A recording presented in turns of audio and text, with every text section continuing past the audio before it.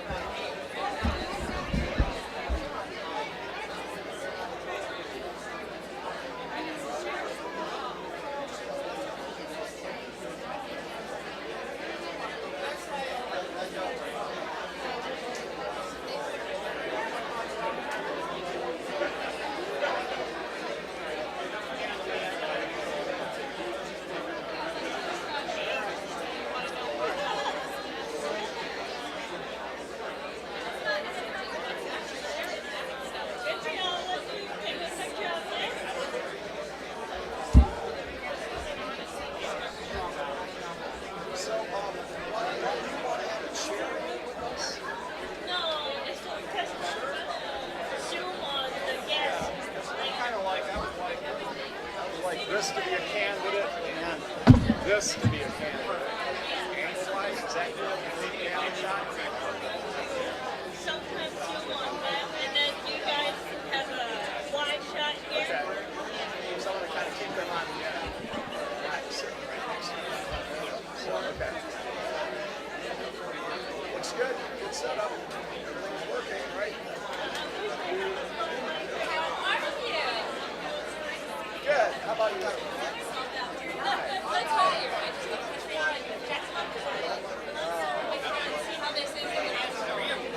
Do a little hop.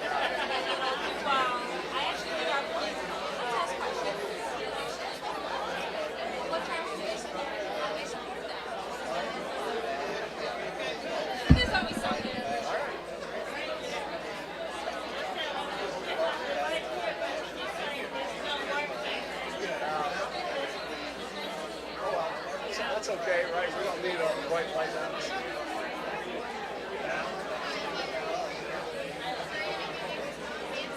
Okay. So I guess people who just jump in. Yeah, I mean, this is there's a chair.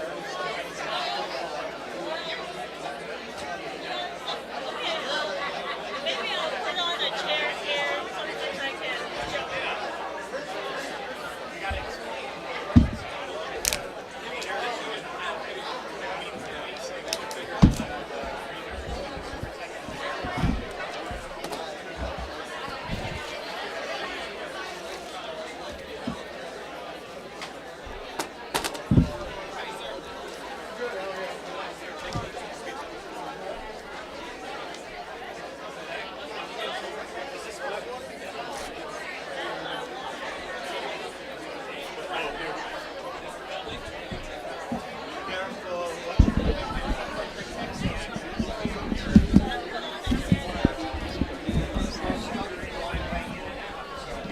Put our guests kind of down here, okay, so they're not right next to us.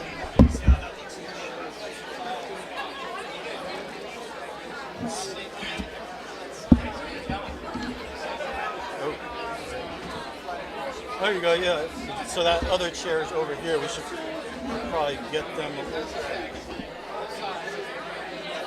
And what she's gonna do, she's gonna get more like drama shots when they're talking, get in their face, and I'll switch to it, you know.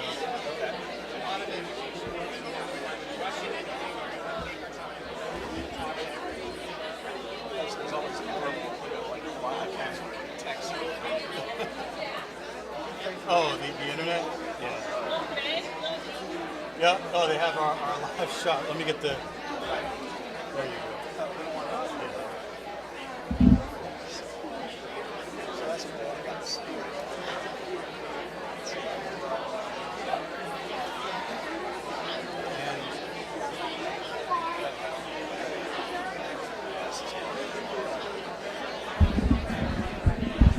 Yeah, it's already packed.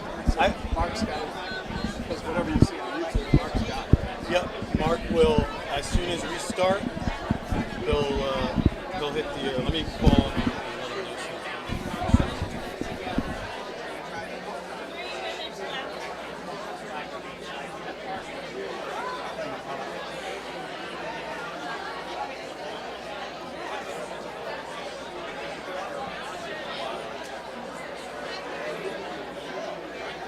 What's up, Mark? How's it going, man? Doing good, doing good. Just wanted to let you know, so right now on YouTube we have a live shot of the room. At about 6 o'clock, a poster basically of the event's going to hit the screen with some music, and that's when we're getting ready to start. So, and then that'll switch to the broadcast. But, yeah, right now, that's what's going on. Live shot of the room now. 6 o'clock, that poster will hit the screen, and that'll be the opening. All right.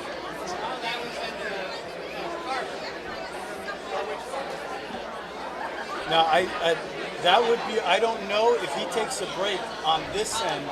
All I have is music that will be looping. You can play spots during that, and then come back to us when you're ready.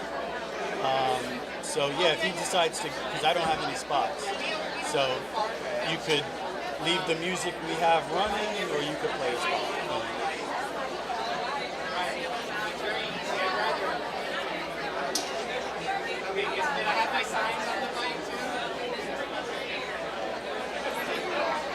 Okay, cool.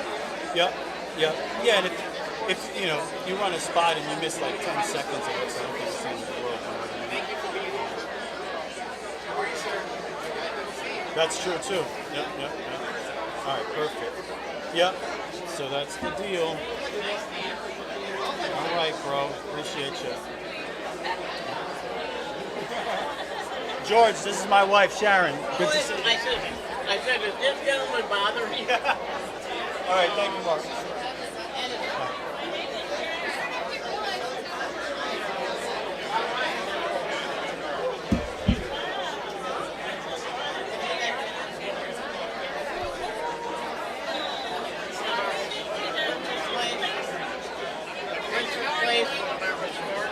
No. They named a bridge after me there. Oh, that's awesome.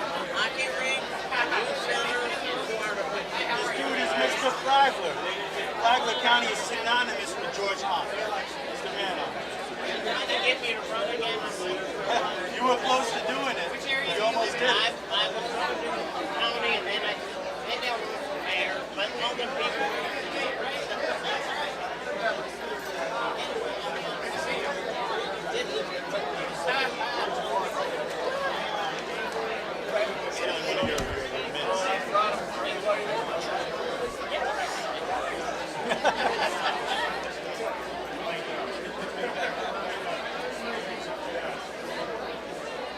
Well, you're still stuck with me doing pictures. Where's your media pass? Oh, I didn't want to work today to think that I'm Parker.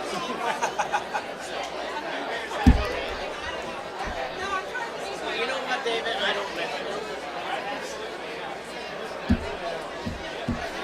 He said they tried to make me run again. It was pretty close, right? I know. Everybody that was your friend said don't do it. Well, you don't need this. You don't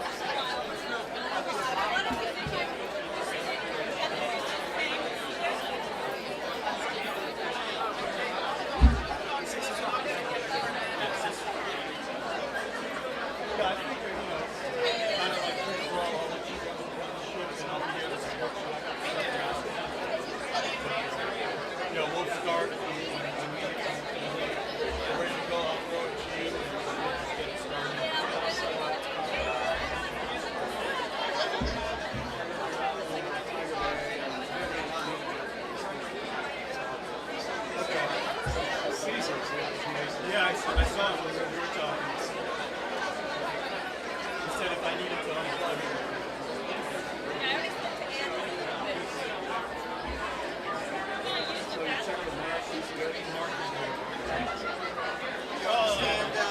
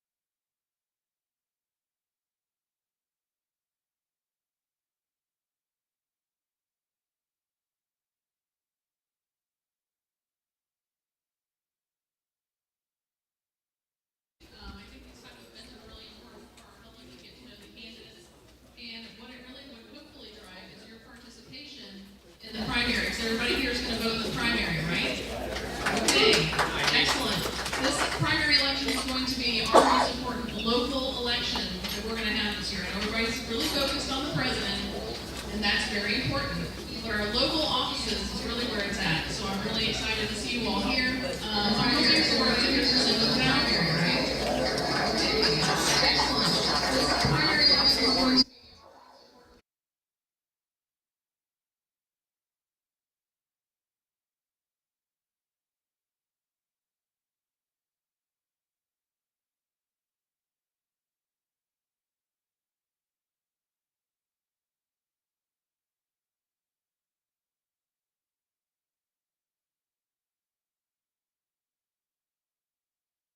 Primary 30% turnout is one in 50 people who care about local government, and that is terrible. So I would like for you guys to go out and talk to your neighbor, knock on their door, get your people around your neighborhood, excited about elections, talk to your friends, talk to your family, encourage people to vote in the primary in August. That's the most important. Elections are part of that, right? So I want to talk to you two real quick. I don't want to take a lot of your time. You're staring at me, you're getting bored, you want to go talk to your family. But really quick, the straw poll, I want to talk about it really quick. We kind of just took all the races and put it all together, so you're seeing it not exactly as you will be voting, because not all of the partisan races have partisan contests of opposition. So when you go to vote at the straw poll, just make sure that you are cognizant of that. We have sample ballots, so like I'm saying, it's a preview of the ballot in August. So you can pick all your favorite candidates for all the races, federal, state, and local. If you live in the city of Palm Coast, please do vote for those races. If you don't live in the city of Palm Coast, you can skip those races. We're not checking your voter ID or your residency at the straw poll. Okay, it's not going to be accurate. And I don't want any of you to go out there in the world and say, I won the straw poll, so I'm going to win the election. That's not how this works, guys. Okay, it's just a test, a sample size of those of you who are here, who would, win among the people here. And it's not going to reflect election results. This is not a real election. We're not using our voting equipment. It is online polling software that we use in the schools. So if you have questions about the straw poll, I will be in that room. Not because I don't like candidates, but I'm in that room today. And thanks again. So, and also don't vote twice because we're watching you. And you will be publicly shamed. And that's all I got. So thank you.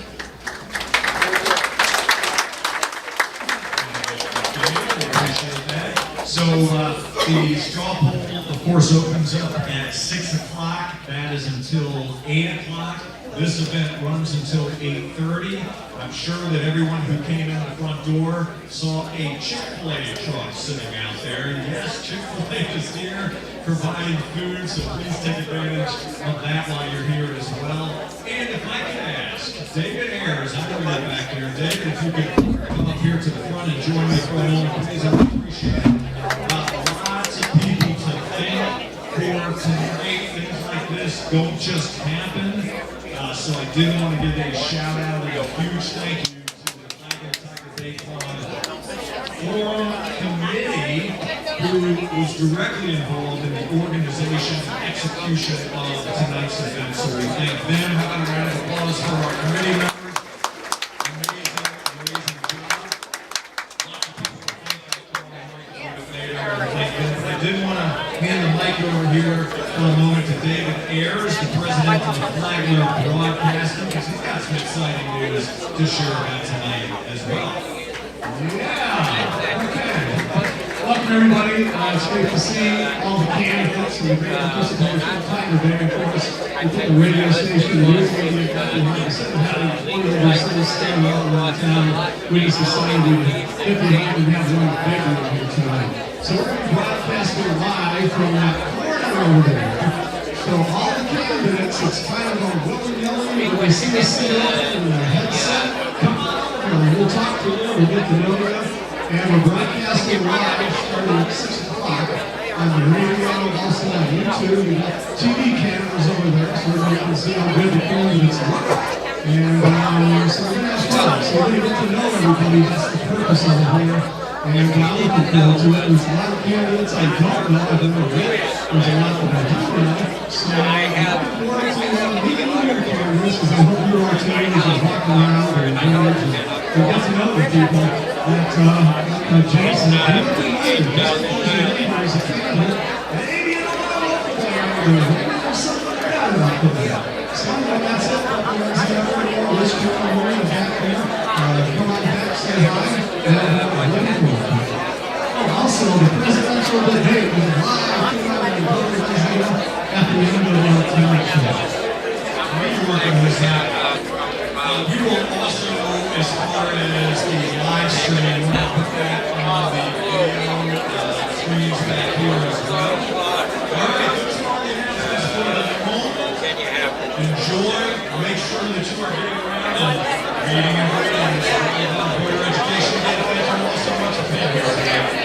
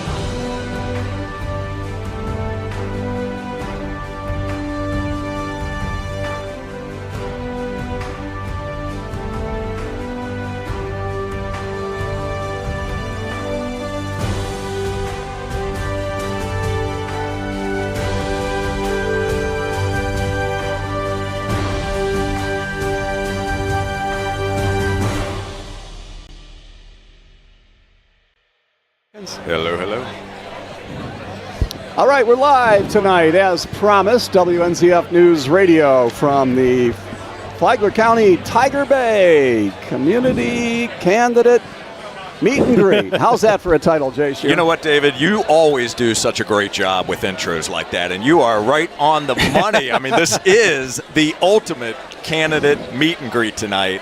What an exciting event and an amazing turnout. I mean, my gosh, the room is already full. There's a lot of positive buzz, a lot of great questions that are being asked.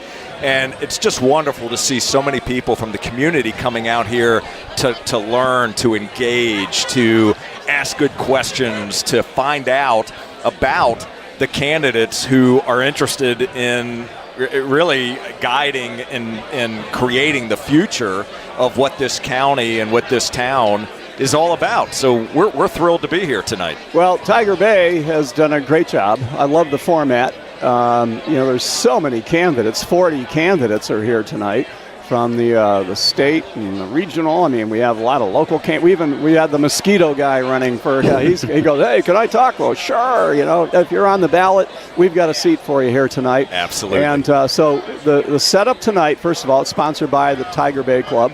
Tiger Bay, tell everybody, a lot of people hear about Tiger Bay. Tiger Bay, what is Tiger Bay? That's a really good question. So let me try to simplify that for you. So Tiger Bay is it's a member-based, nonpartisan political and civic organization. So we have a board that is equally made up of Republicans, Democrats, and non-party affiliates. And the purpose of the club really is to educate, to learn from one another. We bring in national and regional speakers each month to speak on topics that are important to the community, that are important to the state, and important to the nation at large. And it really is an interesting example of how people with different views, with different opinions, different political affiliations can come together in one room and have respectful conversation without the emotion, right? Where you can actually come and you can learn, and it's just an interesting microcosm, quite frankly, that you don't see in other areas. So we have about 110, 115 people that come to our meetings each month, and everyone walks away with great information. They learned something that they didn't know before they walked in that room. And our objective is to deliver an amazing experience for them. And our membership has grown exponentially as a result. And we're just very fortunate. And to be able to do events like this with partnerships with WNZF as an example is quite remarkable, and we're so appreciative of what you and what your team are doing here tonight. We have Katie Linhart here as well with a whole voter education component, right, helping those who today are not registered to vote but that want to register to vote. They can do that right here tonight. They can change party affiliations tonight if they want to, if that's something that they're interested in doing. We're going to have a straw poll as well that starts at, what time is it right now? Actually, the straw poll just opened up about 6 minutes ago. 6 minutes ago. That goes until 8 o'clock. And there's just, I mean, you can feel it, right, David? I mean, you guys right now, you're looking at this room, and atmosphere is incredible. There is energy here. Let me tonight. introduce my partner here tonight on the air is Rich Carroll, our news and sports director for WNZF. Good evening. Hello, and it's amazing to be here tonight. Thank you so much for having us out to do this broadcast. And yes, Tiger Bay Club, but this is a public event, right? Yes. What is the thought process when you do something like this? Is it to educate the voters? Maybe a more educated voter can make a better decision. Why would you? Because otherwise, from what I understand, this is probably going to be the only event like this year in the county leading up to the primaries. I don't know what's going to happen before the general, but it's a service to the community. Is that how you look at it? Why do this? That really, I mean, you summed it up, right? You said it better than I could. It really is about voter education, and delivering something of value that lines up with our guiding principles and what we try to do every single month with the Flagler Tiger Bay Club. The reality is we can only accommodate a certain number of people, right, in the room where we have our meetings every single month. An event like this, right, we can have 2,000-3,000 people that come through this tonight, and to be able to have this many candidates in one room at one time, it takes not only a lot of planning. There's obviously luck involved, right? But there's a tremendous amount of planning that goes into an event like this. And to be able to do this, right, where we can live stream, where we can bring in even more people who just are not able to be here in person. But really, it is all about, this is our give, right? This is an opportunity to be able to educate, to be able to create a setting where people can come, where in a respectful environment. And, I mean, look, I mean, they can engage with, you've got 20, what do you have? We have got 38 candidates here right now. That's incredible. Right? And, another thing that makes this incredible is that you try to capture that feeling of democracy with the straw poll, because it's fun, right? You come in here and you experience voting, even though it doesn't count, it doesn't mean anything per se, but it's fun to do, and it creates the atmosphere that we feel here tonight. It does, right? It's kind of a pulse check, right? It's a snapshot in time, in the moment for those that are here at this event. And to your point, I mean, it's fun, right? It's something that is not uncommon for meet and greets. And we thought that it would be a really interesting way to offer something that's different, to be able to draw more people in as well, right? Because people hear straw poll and they want to be part of it. And it's also interesting to hear what the candidates' opinions are of doing a straw poll, right? Different people have different views on it, and I get that, right? Everyone's different. Some people are for it, some people are against it, and that's okay, right? That's what this is all about. It's listening to different views, different perspectives, being respectful, and learning from one another, and that's why we're here tonight. Well, and what we're trying to do, Flagler Broadcasting, is bring this into people's cars, into their homes. We have Sharon over here. Hey, Sharon. Hi, Sharon. She does our video work with Rich. This is his wife, Sharon. Oh, yeah, that's Carroll. my wife, Sharon. Producer Sharon Carroll. Right. If you watch our sporting events on the Flagler Radio YouTube channel, you're familiar with her work for sure. I love it. So you do such an amazing job. So we are live right now with on YouTube, as well as broadcasting and streaming. So tonight's event is being heard by a lot of people all over the country, because we're streaming on our WNZF on Facebook app, as well. On Facebook. On the app. Yeah. Amazing. The video, so what Jay and Rich were talking about, you can see if you go to YouTube and do the Flagler Radio. Yep, you go to Flagler Radio YouTube channel. You go to the WNZF Facebook page. If you're in the car, turn it to 94.9 FM and listen on the radio. I mean, there's no shortage of ways to experience the Tiger Bay Club meet and greet here great. tonight. That's what I love about you guys. You've got all the media covered. You figure out how to make sure that all the earbuds and eyeballs can tune in when they want, all the time. And, beyond what we're doing here tonight, you guys are going to be live streaming the presidential debate as well, right? So people who are tuning in right now and hearing our voices, make sure you stay on, right? Because starting at 9 o'clock, we've got Jay, the this event will be archived. So if you miss it today, you can watch it tomorrow. Watch it this weekend. Listen on the Flagler Radio app this weekend. It's going to be there for you. And we'll give the links of this to Tiger Bay. So you can also further that by posting the links on the Tiger Bay website. Perfect. And I just want to make another point, and I know this should be pretty obvious at this particular point in time, but look, this is a public event. So where I mentioned that we're a member-based club, you do not need to be a member of Tiger Bay to come to the event today. Make sure you come out. If you can hear our voices, either listen to, watch on WNZF, and most importantly, if you're able to, come on out here and learn and engage with all of these incredible candidates here tonight. And also, it's a little interactive with us here, because if you can't be here and there's a candidate and you would like us to ask a question to that particular candidate, text it to us and we'll do it. Just tell us your name, on the text, say, hey, this is Bob, and I want you to ask Jay Shear something or whatever. And so we get the text and we'll do that. So it's interactive, it's live with our audience out there on television, on radio, on the internet, and through social media and everything. So we want the people not here to feel like they are here. I love that. I didn't realize that you were doing that texting feature. I mean, what a great add-on, right, to your point, to be able to be engaged in this. So, Rich, let me ask you a question. As you're thinking about what you're seeing here tonight, what is your initial impression?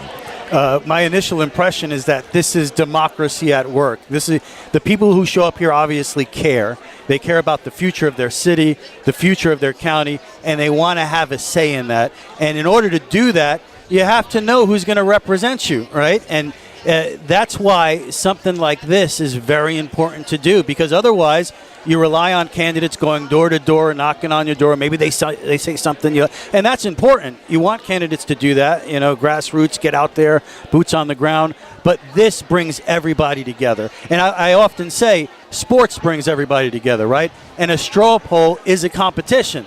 So that is also something that we can enjoy together, as you said earlier, without the emotion, without the negativity attached to certain politics. This is about Flagler County, about Palm Coast, about Flagler Beach, about Bunnell. And you can come here and at least when you head to the ballot, have an idea of what you want to do. And you could think, a lot of people, I think, they're going to end up there and remember some of the people they talked to here tonight. Oh, I think you are so right. You articulated that very, very well, and I couldn't agree with you more on that front. And I think, Rich and David, we know that there's enough negativity out there, right? We're inundated with it from time to time, and to be able to come to an event like this and see the positive energy, to see everyone coming here with a desire to want to learn, right? That they want to be able to meet those candidates who maybe they're undecided at this point, right? They just don't know. And what a great opportunity to be able to meet with so many different individuals, again, who want to shape the future of Flagler County. So we're very fortunate. We want to thank you guys so very much for being here, doing all the amazing things that you're doing to be able to broadcast this, to bring this into people's cars, into their living rooms, right? No matter where they are, they can listen to, watch WNZF. And come on out here and join us. Also, we've got Chick-fil-A out here, right? Oh, there we've got the Chick-fil-A food truck out there. Be careful. You don't want too many people to show up. Well, that's you're absolutely right about that. But come on out and join us. It is a fantastic night right here at the Palm Coast Community Center. A lot of people say that this presidential election is probably one of the most important in the history of our country. And I think this is a local election that is one of the most important in the history of Flagler County. Agreed. We We have so much great opportunity before us. We cannot afford to blunder an opportunity with we have a lot of challenges, we have a lot of growth, we have a lot of need, but a lot of people don't realize that this county was built to have 250,000 people in it in the city of Palm Coast. And so a lot of people think we're overcrowded. Well, we've been spoiled for a lot of time. But if we do things right, we won't be overcrowded. We'll have a great quality of life. We'll have more infrastructure. We'll have more things to do. We'll have great jobs. We'll be prosperous. So I look at it like we do stand at a crossroad. Do we want to be regressing back in? Do we want to kind of, stop growing and scare off people that want to invest and want to bring business and careers here, want to bring better medical care? Because it all comes down to it. Whereas if you don't have a positive, progressive community, you don't attract the best doctors. You don't attract the best businessmen and the workers and things like that. So we have an opportunity to really reach to a high level, and the planning and everything right now, we're at a critical point. And the people we elect are the ones that are going to be leading us to the prosperity or into the doldrums or even backwards. So know who you're voting for. Just because your neighbor said to, or just because you like that person, is not a reason to vote for him. I completely agree. It's incumbent upon each and every one of us as citizens of this county, of this state, to know what's going on, right? To educate ourselves on what a particular candidate's position is, what they stand for, what their plan and what their vision is. Because to your point, there is tremendous opportunity in front of us. And to capitalize on that opportunity, we need to make sure that we are always putting the best person in a position who can make good decisions that are going to move us in the direction that we need to go. The only way we do that is to truly understand what that person's capabilities are and get our arms wrapped around that. And we each have a voice, right? Every single one of us who is registered to vote has a voice in the future of this community. The way you learn more about that is to come to events like this. But no matter who you are, do take time to educate yourself and learn. And, David, you made a great point. I'm around people who are, constantly talking about, you need to vote for this person, right? And if I don't educate myself and I just happen to be listening to somebody else, that, I'm just kind of following the herd, right? That's not where I want to be. I want to be able to make a good, educated decision. The way to do that, come here tonight, have good conversations. And again, I want to thank you guys so very much. And I see we've got somebody else coming here to do an interview. We have our first victim candidate here tonight. Cornelia Manfrey, put your headset on. I know it might mess up your hair, but so what? It's okay. David and Rich, thank you Thank you very so much. much, We appreciate you guys and all you're doing. Us. All right. Are you there, Cornelia? Hi, David. I love you. The family of WNZF and all the other radio stations. Have a great evening. All right. So, you've been through the community. We're getting to know the candidates tonight, and I've known you for a long time. And but a lot of people were wondering, who is this Cornelia Downing-Manfrey that wants to be the new mayor of Palm Coast? So take it from there. Okay, well, the mystery lady woke up without her voice this morning, so it just sounds a little baritone right now. There's a good quality to it, though. I like it. It sounds good. It sounds good. Thank you. Okay. So I'm going to do the best I can. I'm a native Washingtonian, and I went up to New York to go to college at Fordham University. Met my husband, the former sheriff. We are now married 40 years, this past year. And we moved to Palm Coast 25 years ago, and I've been very involved with commercial industrial development. My husband, Jim, was a former sheriff, so I've been very involved in community involvement in different types of organizations, Kindervision, the Family Life Center, the Flagler Symphonic Society, and I was also the School Advisory Council Chair for Flagler Palm Coast High School for 5 years. I love this community. And with my 40 years of business background, I want to be able to come in and apply business infrastructure to our government city hall.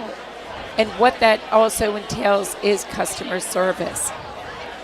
So I want our city hall to be customer service oriented to the citizens and to the development groups that are looking at our wonderful city, be able to help them process through the systems to get our buildings done that we need to bring jobs.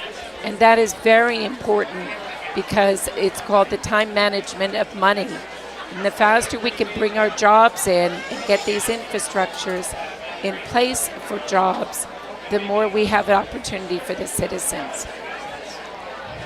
The other important factor for me in consideration of running for this office is finding a business-oriented city manager, one that has the experience to be able to look at the different departments, guide the different departments, train the personnel to be customer service oriented and to be able to get the process through for whatever it is. If you're a citizen coming in for a permit for a pool, or if you want to come in and build a building to bring jobs to the community, the process, I believe, should be sped up. Don't miss out on the code or the corners or the development time, but the timeline is critical to be able to bring opportunities to the community. I was asked earlier, why do I like Palm Coast so much? Well, I grew up in Washington, D.C., went to college in New York City, and lived in New York for 25 years. I saw the increase in tax. I saw the volume of people. When I moved to Palm Coast, I was pleasantly surprised of how beautiful this area is. The roads, the structures, the bike paths that I'm on 3 to 4 times a week. It is a very serene area with the beautiful oak trees, and it's an area that I boast about when I go about with my business of talking to people about bringing opportunities to Palm Coast. So I love this area. I'm very proud to be able to support it as the mayor of Palm Coast. So, you know, that's all great. You know, you're a smart lady. You've been in the, you know the area. You understand business, and so why mayor? You know, why we have right now, we have an incumbent, David Alphin. He's up, wants to run for election, and you're challenging him. So if people go, all right, here's Alphin and here's Cornelia, why would I pick Cornelia over David Alphin? Cornelia has a different approach, and I respect David, Mayor Alphin, but I am concerned that we've had this last 3 years a city manager hired and fired and be given a bonus to leave. And that really concerns me. I think that interim situation really set us back.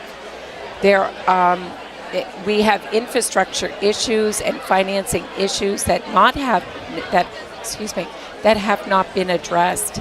I have just lost 3 companies that were ready to come here, and they were told, you can put your building up, but you won't be able to flush the toilet because we have sewage treatment plant problems. That shouldn't be so.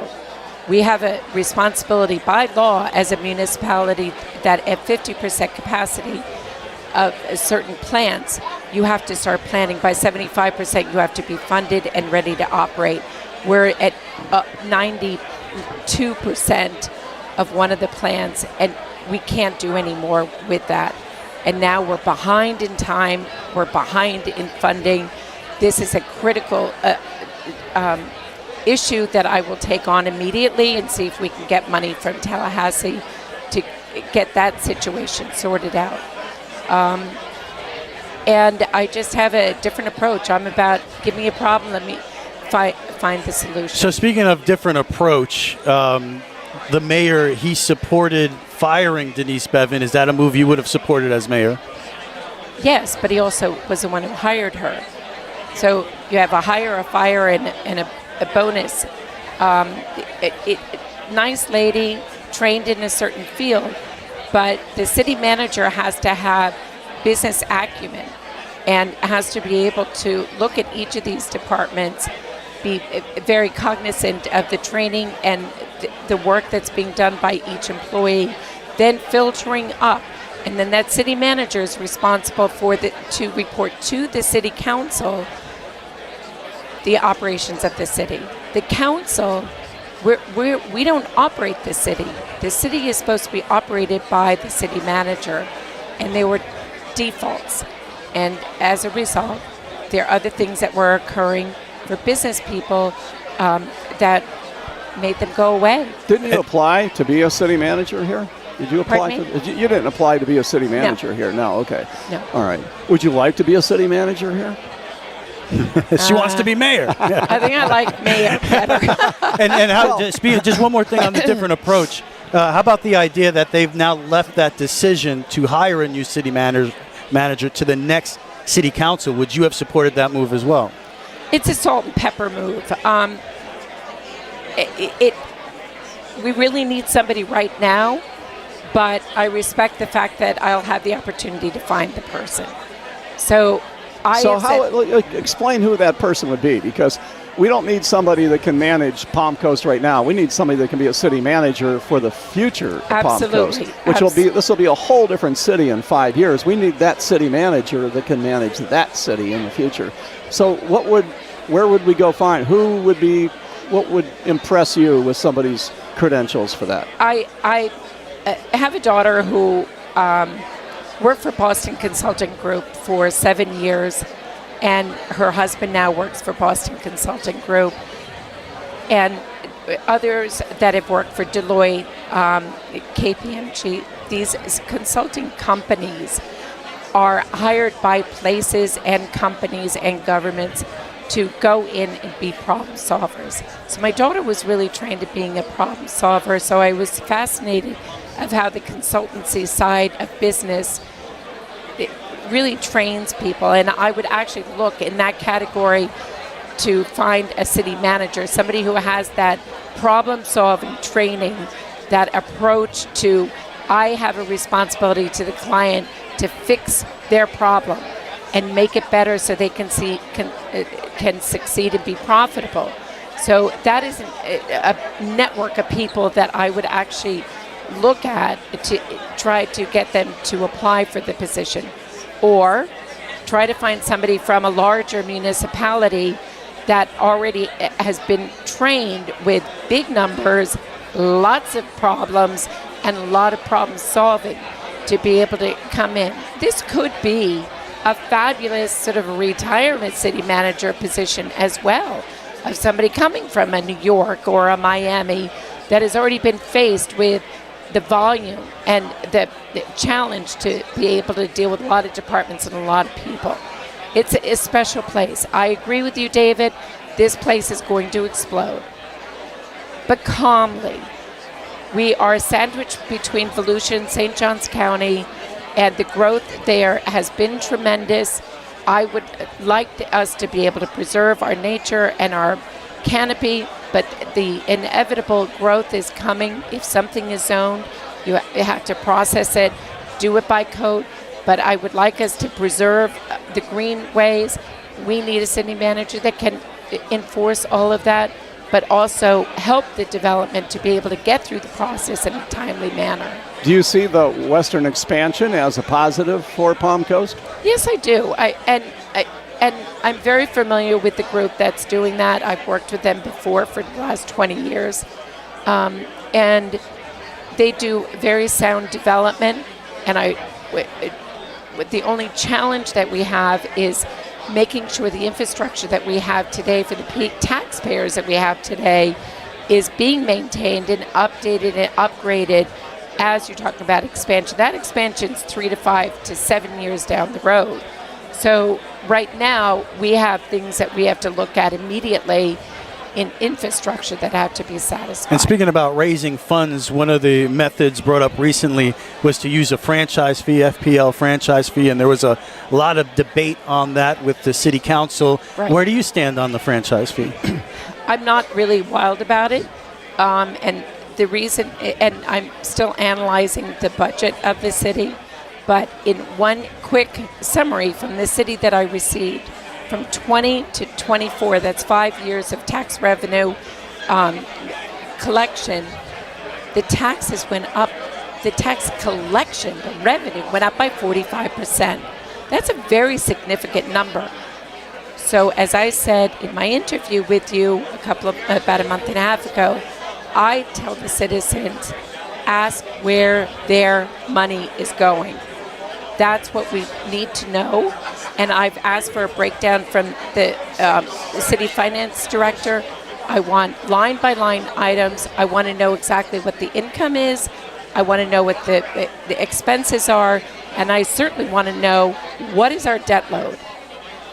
Because we must be careful not to mortgage the future. And even David Alphen said that, now since the franchise fee is probably dead, we have to be creative about how we find these funds. Are there any thoughts on that? Is that something that you have to study more? Because now it seems that we have to be creative about where we're going to get these funds to fund infrastructure needs and things like that. Again, I go back to an increase in revenue of 45%.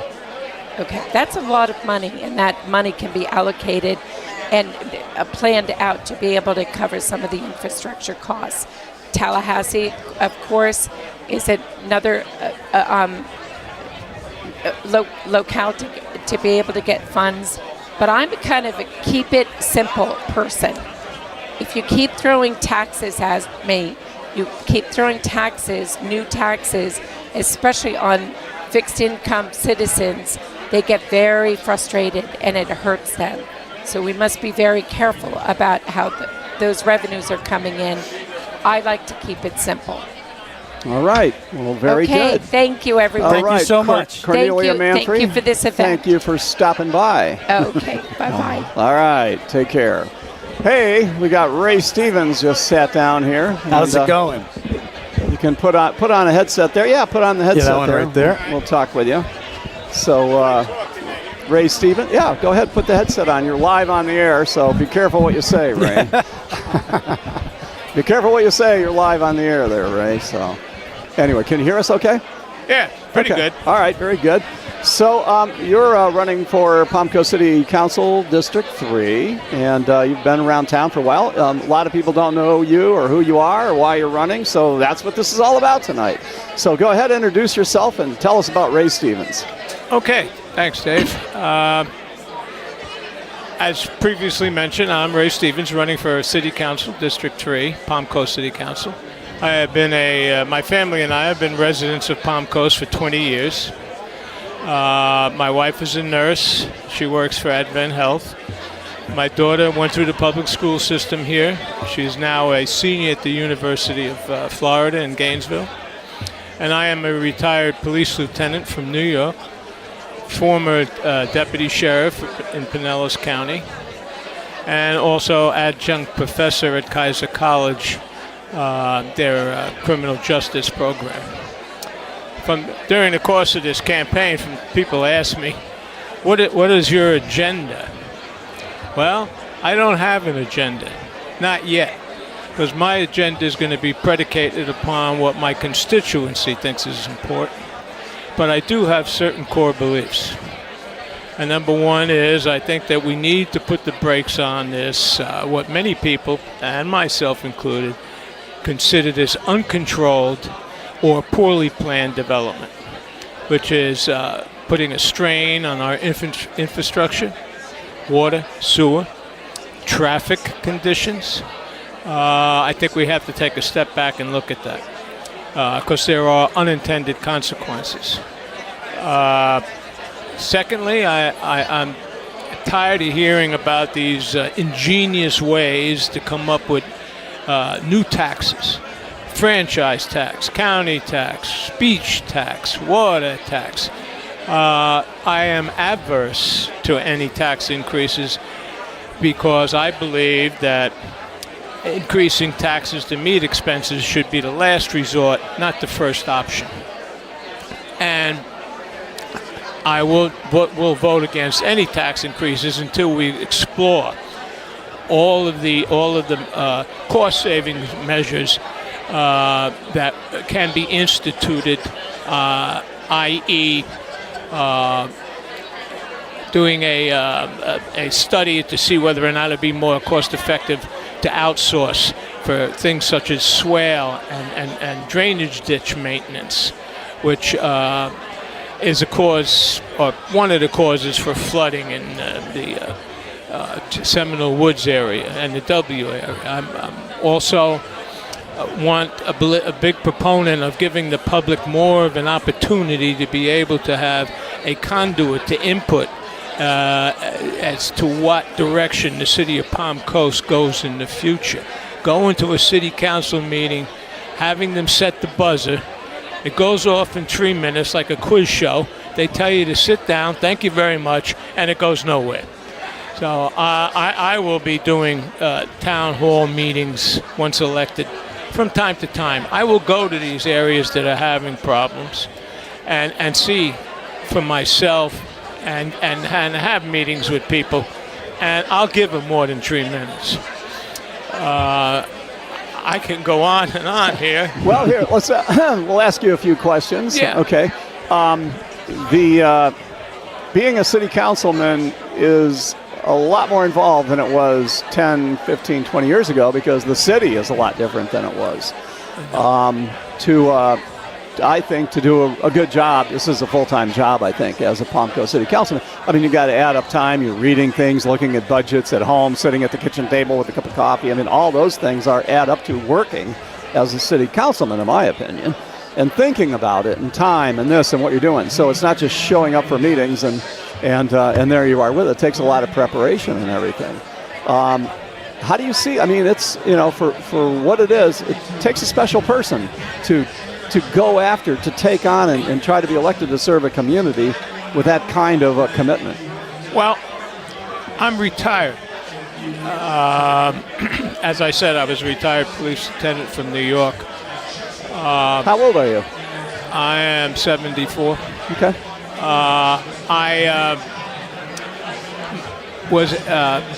My assignment before I retired was an administrative lieutenant.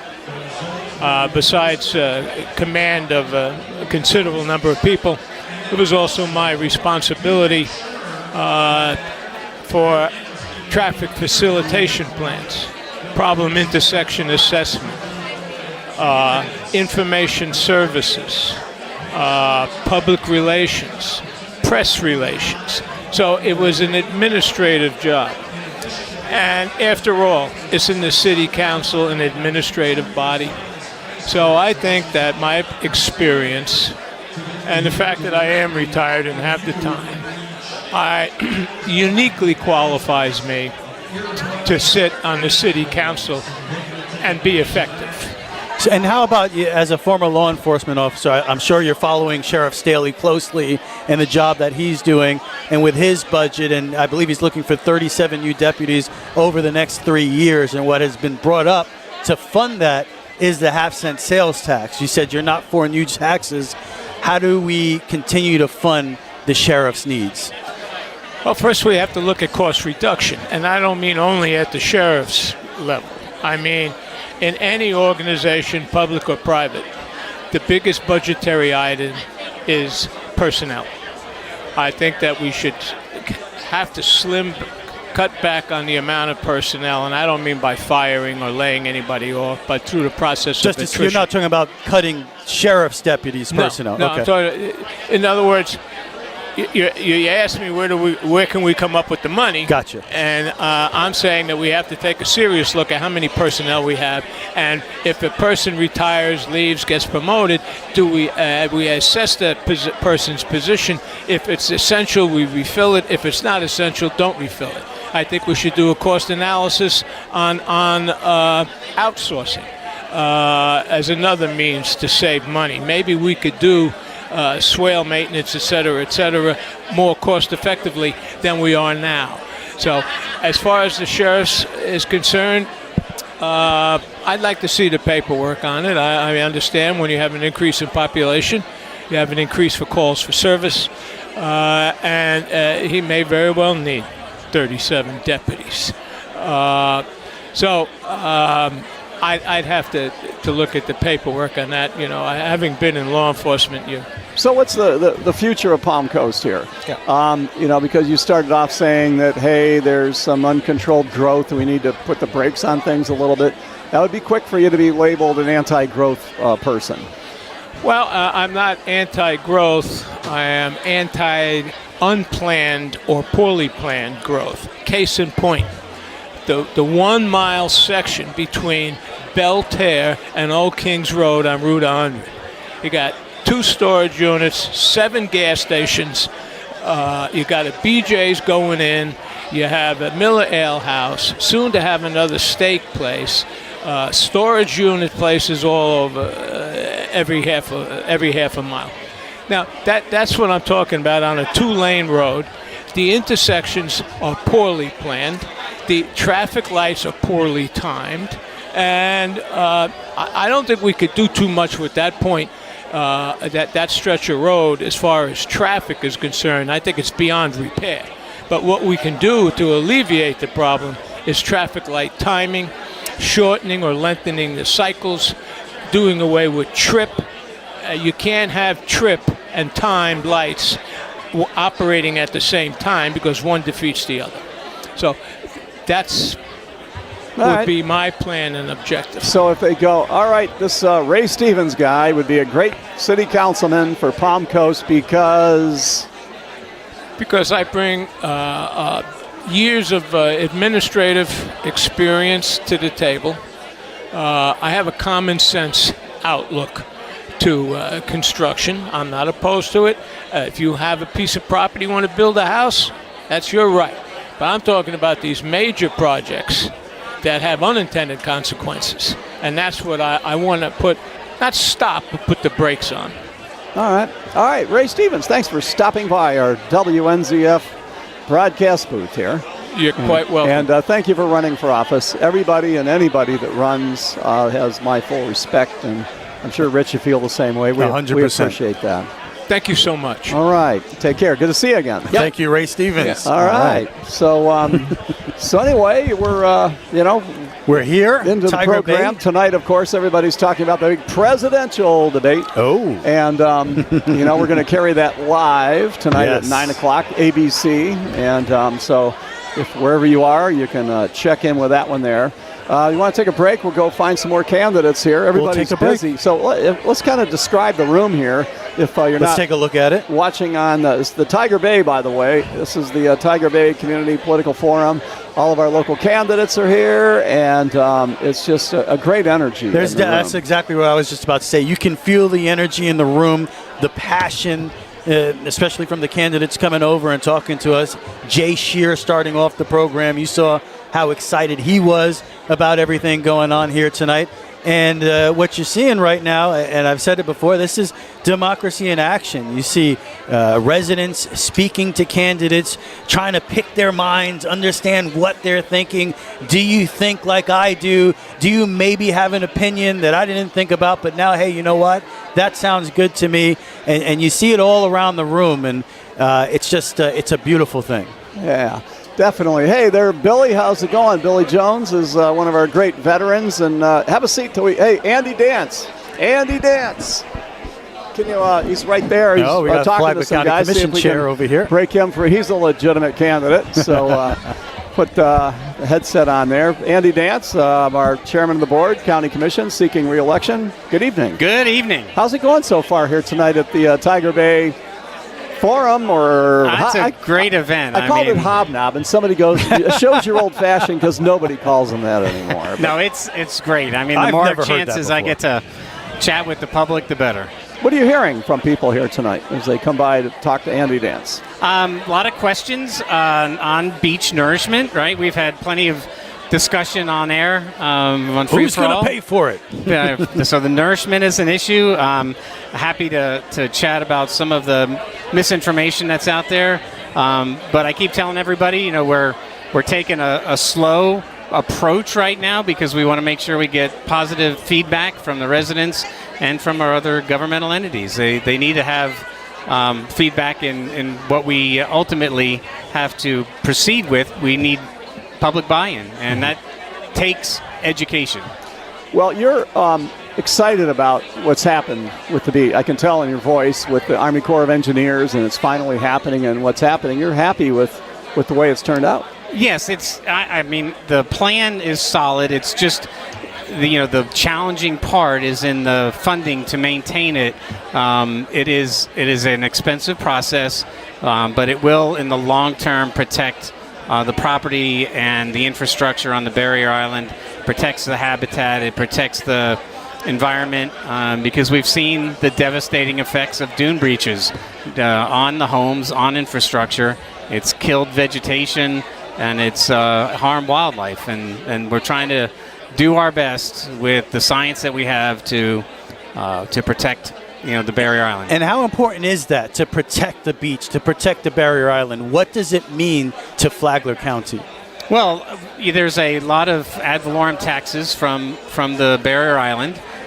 So one of the things that we want to do is protect property values, protect infrastructure. I think that's the most important part, is making sure that, and it doesn't matter whether you're on the east side of A1A or the west side, any type of dune breach could be catastrophic for people that live on either side. And we haven't had the worst of it. We've had some minor dune breaches from minor storms, and the farther out we push the beach, all of the wave action occurs farther from the dune system. We're giving our dune system time to regenerate, time for the vegetation to take hold, to become an effective dune system.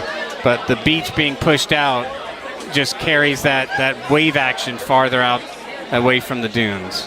What are some other? You're looking for re-election. You have one person running against you, and that's Fernando Melendez. We'll probably talk with him if he comes over. So in your next term, what do you hope to accomplish? What is unfinished business for Andy Dance, I guess? Sure, and that's another great question that I've been answering. And I think the most important thing, that's front and center right now is updating the land development, the comprehensive plan, and then the land development code. The land development code itself had been pushed off for years. When I came on board, it was one of my top priorities is to get the comprehensive plan updated and then look at the land development code. It's archaic. It does not have best practices built into it. We defer too much of our permitting to the Water Management District for wetland impacts and stormwater. Those are things that we can address locally, and that's part of my background as a landscape architect and planner. Looking forward to having those discussions, protecting our tree canopy. We've got an update going on right now that I've been part of to update the code and put incentives to protect our tree canopy, and looking forward to that. And how about looking back? What are the things so far as a commissioner that you're most proud of? Well, sure. I think a lot of it has to do with just attacking some of the issues that came, right? So I've fought for public access to our waterways. There was an issue that came up in the hammock, and I was proud of the fact that we brought transparency to that process, and we're able to keep access open to residents to the waterway.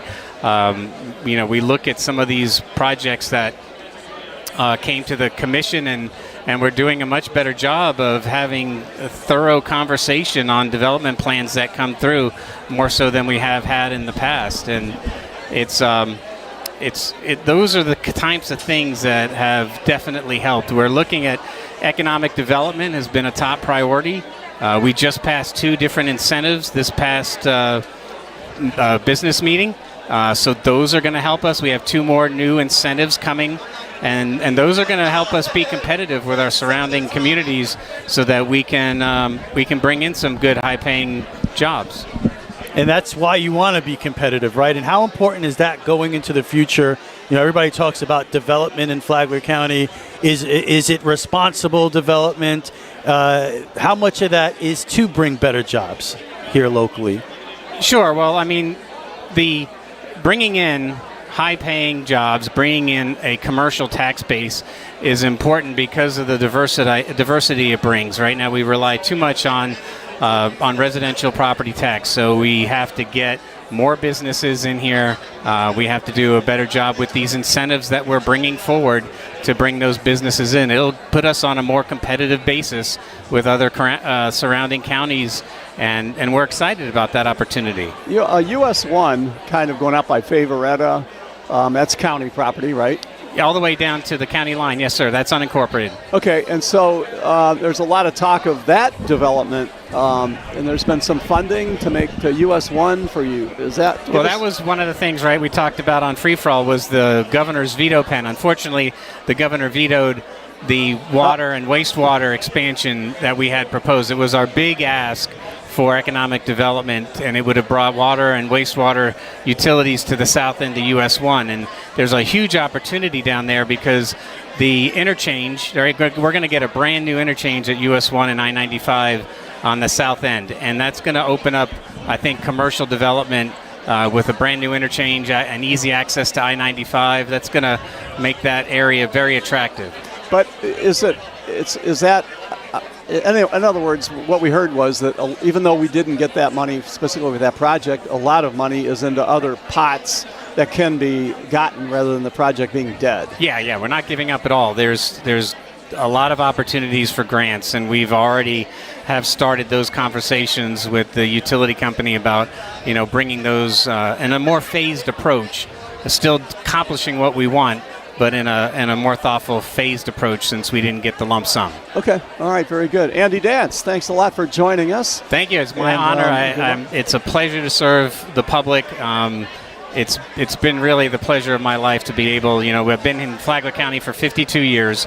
We've seen a lot of changes, and really my passion is making sure that that we preserve the character and the quality of life in Flagler County moving forward, and that's really where I'm most passionate about. All right. Do you know Sam Greco? We have met. How are you, Sam? Sam Greco just came up here. Anyway, so we're going to talk with Sam and get to know Sam a little bit. And Andy, thank you very much. Let you get back there. We've got a pretty nice crowd here. And Sam is, we've just met. Didn't know you until just recently. And you've thrown your hat in to fill the seat by our speaker, Paul Renner.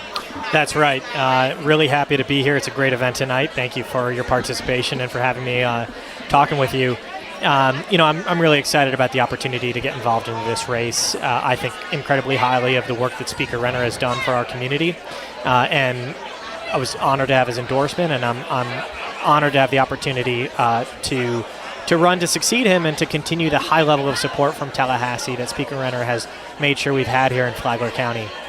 Well, it's a big shoe to fill. It's a huge shoe to fill. I mean, almost like overwhelming because Paul Renner, he turned out, and he did such a great job, worked his way to Speaker of the House, and suddenly, so tell us about you. Sure. I know you're a military guy, so tell us about Sam.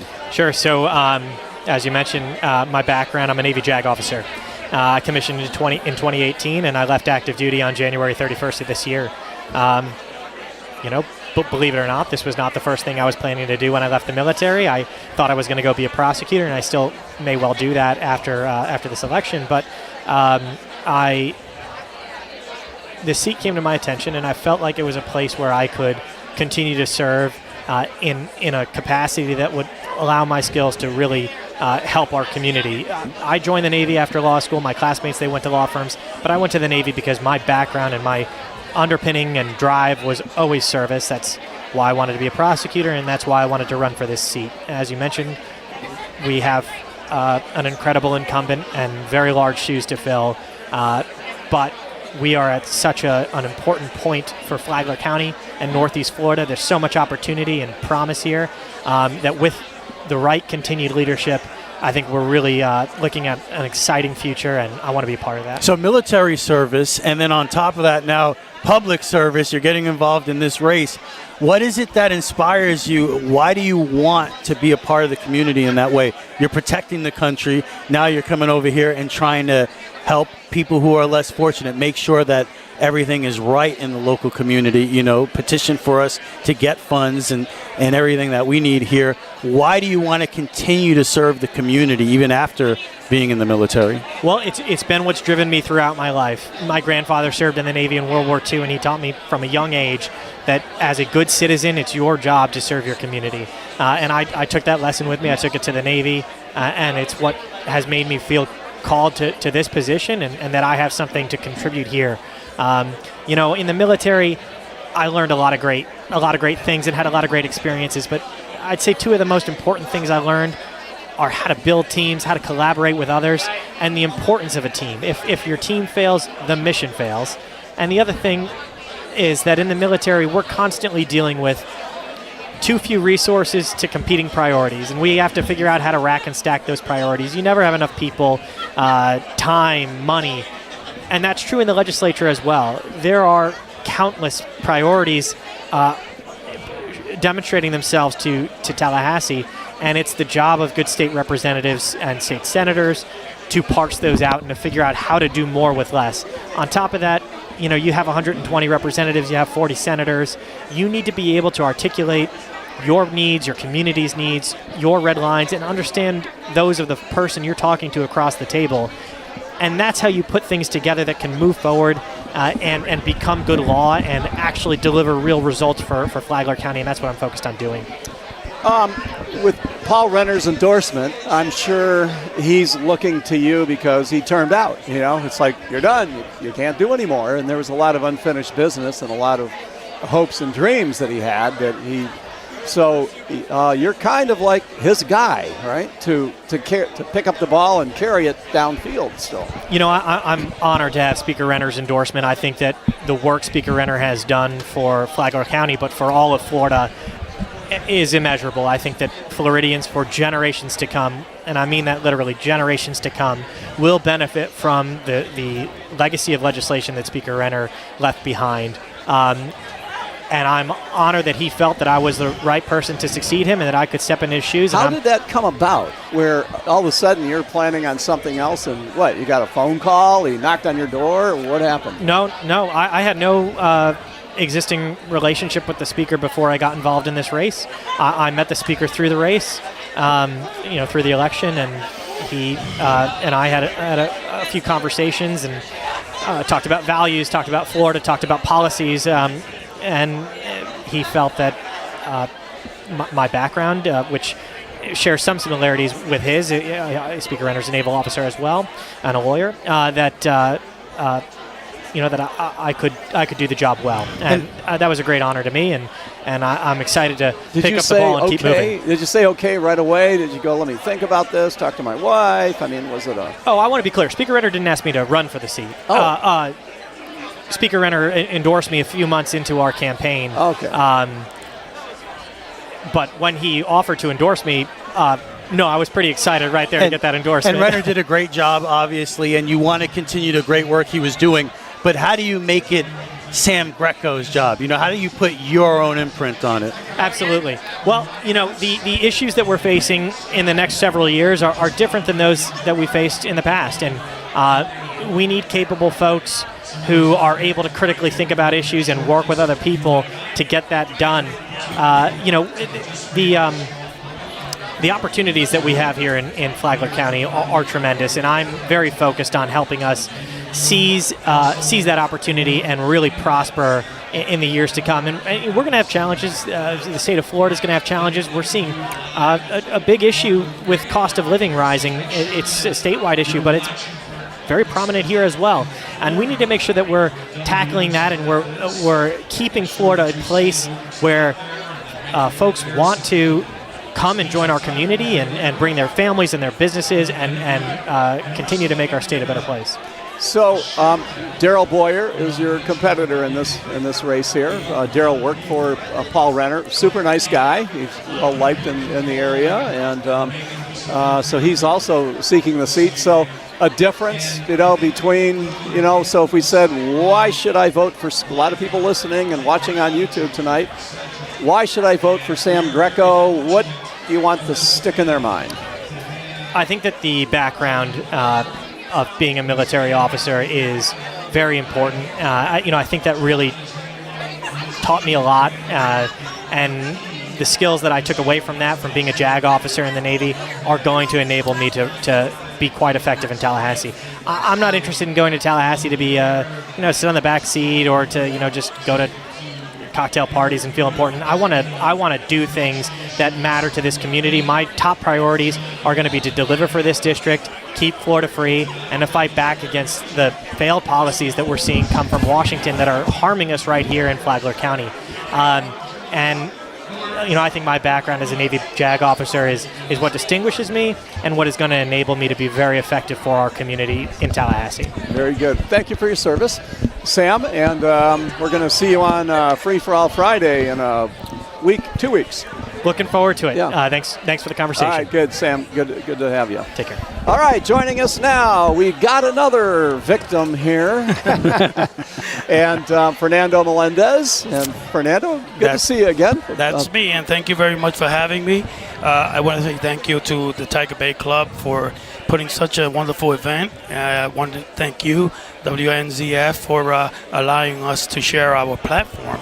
And I think it's a great turnout, and it gives us the opportunity to engage. Well, let me tell everybody that you are running for County Commission District 1, and you've run for other offices here in Flagler County before. People know you. Yes, I ran 2 years ago against Kathy Hyder, and that was Palm Coast City Council District 4. Mm-hmm. I came up short. But it didn't stop me from wanting to continue to serve my community. I've been volunteering on many different boards, pretty much hit the road running since I moved here, and I want to serve my community. Okay, so. All right. And Rich, have you ever met? Oh, well, we've had some conversations on the phone, mm-hmm. And you were part of one of our candidate profiles on the air there. And I wanted to go on that passion part of it because you have run before this, and now you're running for County Commission District 1. What is it about Palm Coast? You come down here. You're originally from New York, right? Correct. You come down here and you see this community. What is it that you love about it, and what is it that you want to make better about it? I have to say Palm Coast is really something that resonates with many of the people that moved here. And I like to look at Palm Coast like a man-made lake. It's stocked with a lot of different people from up north, northerners, Chicago. I mean, my neighbors, I have some neighbors from not only Nebraska. I mean, this is what I feel. I feel that we all move here because we fell in love with the community, the neighbors. And I think that we want to conserve what we have, because where I come from, we don't have this wonderful paradise-looking place. What we have is a very congested city, a lot of fiscal shortfalls, taxes, and I'm seeing something similar happening here. And that's why I decided to throw my hat in the ring, because being on the planning board, on the redistricting board, I'm very involved, and I see firsthand what's going on. So seeing that the government is a little disconnected. As a county commissioner, there's a lot of challenges. Of course, Palm Coast, that's a whole different thing, and the county has a lot of challenges as well. What do you see as the biggest challenge maybe that's not being addressed that maybe made you decide that you want to run to be a county commissioner? I think that for a while we saw very good in the governmental relationships happening for a little bit. I think that has fallen a bit in the last couple of, I would say, last 6 months. We have meetings going on with the county. They're not including other stakeholders. And so I think that one of the challenges, and it's always going to be a challenge, it's going to be communication. And we have to have that open communication, that relationship with other communities and other governments. So I think that's going to be one of them. So everybody's got a strength and a weakness. What are yours? My strength is that when I'm very passionate, I am very, very, I will knock on your door until you listen to me. So I'm that type of guy, and very persuasive, and I will look to always reach a consensus. That's one of my strengths. One of my weaknesses, it's always been, is I'm afraid of getting things done wrong. That's one of my weaknesses, getting it wrong. So by that same notion, I prepare for things very well. I prepare my packages at the planning board. Sometimes were as thick as a telephone book, the old ones. I don't even have that anymore. But I would go through them. It would take me 3 days, maybe 4 days to go through them, and so I would prepare. So your opponent is actually really well established here locally. Andy Dance, chairman of the commission, school board. Yeah, I have great respect for Andy Dance. I want the community to know. I actually know his moms. I actually know his wife, his sister, his whole family. He knows my wife. There's nothing personal but policy. That's all. That's why I'm in the race. Being on the planning board, I saw that we recommended on several occasions a few different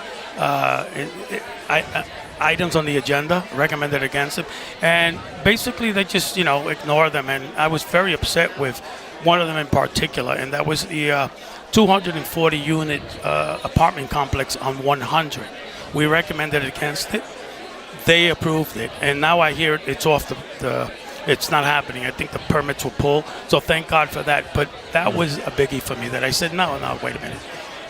We're recommending. They're not listening. Things have to change. All right, very good. So people listening, we have a lot of people listening on the radio, on YouTube, and watching you right now, right there. There you go. Say hi to Fernando.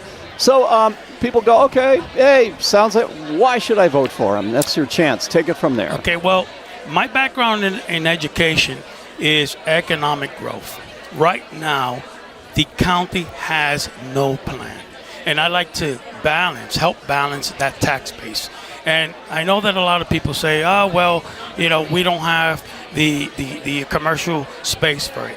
Well, we do, and we should take inventory, and we should maybe add to that and start being laser focused on bringing outside money in. So, and it's not going to happen in 4 years, whether I win or I lose. Economic growth is something that takes minimum maybe 8 years to see some something out of it. But it's going to be hard. That's my main thing, balancing our tax base. Seeing a government that scrambles at the end of every year and finding fiscal shortfalls and trying to hit us with half-cent sales tax. We have a beach renourishment tax now that we're contemplating. They have different options. We need to just budget for what we need, stop the spending, and come back to connect with the people. Do you think our county administrator, Heidi Petito, is doing a good job? I think for the most part, she knows her way around what she needs to do.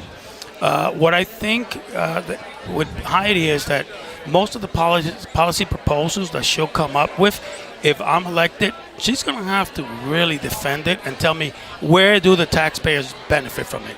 It's not just going to be a fall in a rubber ducky line and just agree with everybody and approve. With me, you're going to have to sell me on it and tell me how do the taxpayers benefit. If it doesn't smell like it, like they're not benefiting, I'll vote no.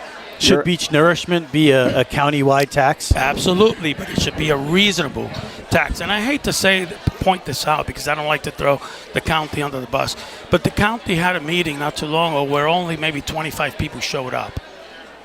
They're having issues with that. The Flagler Beach, the commissioners over there were invited.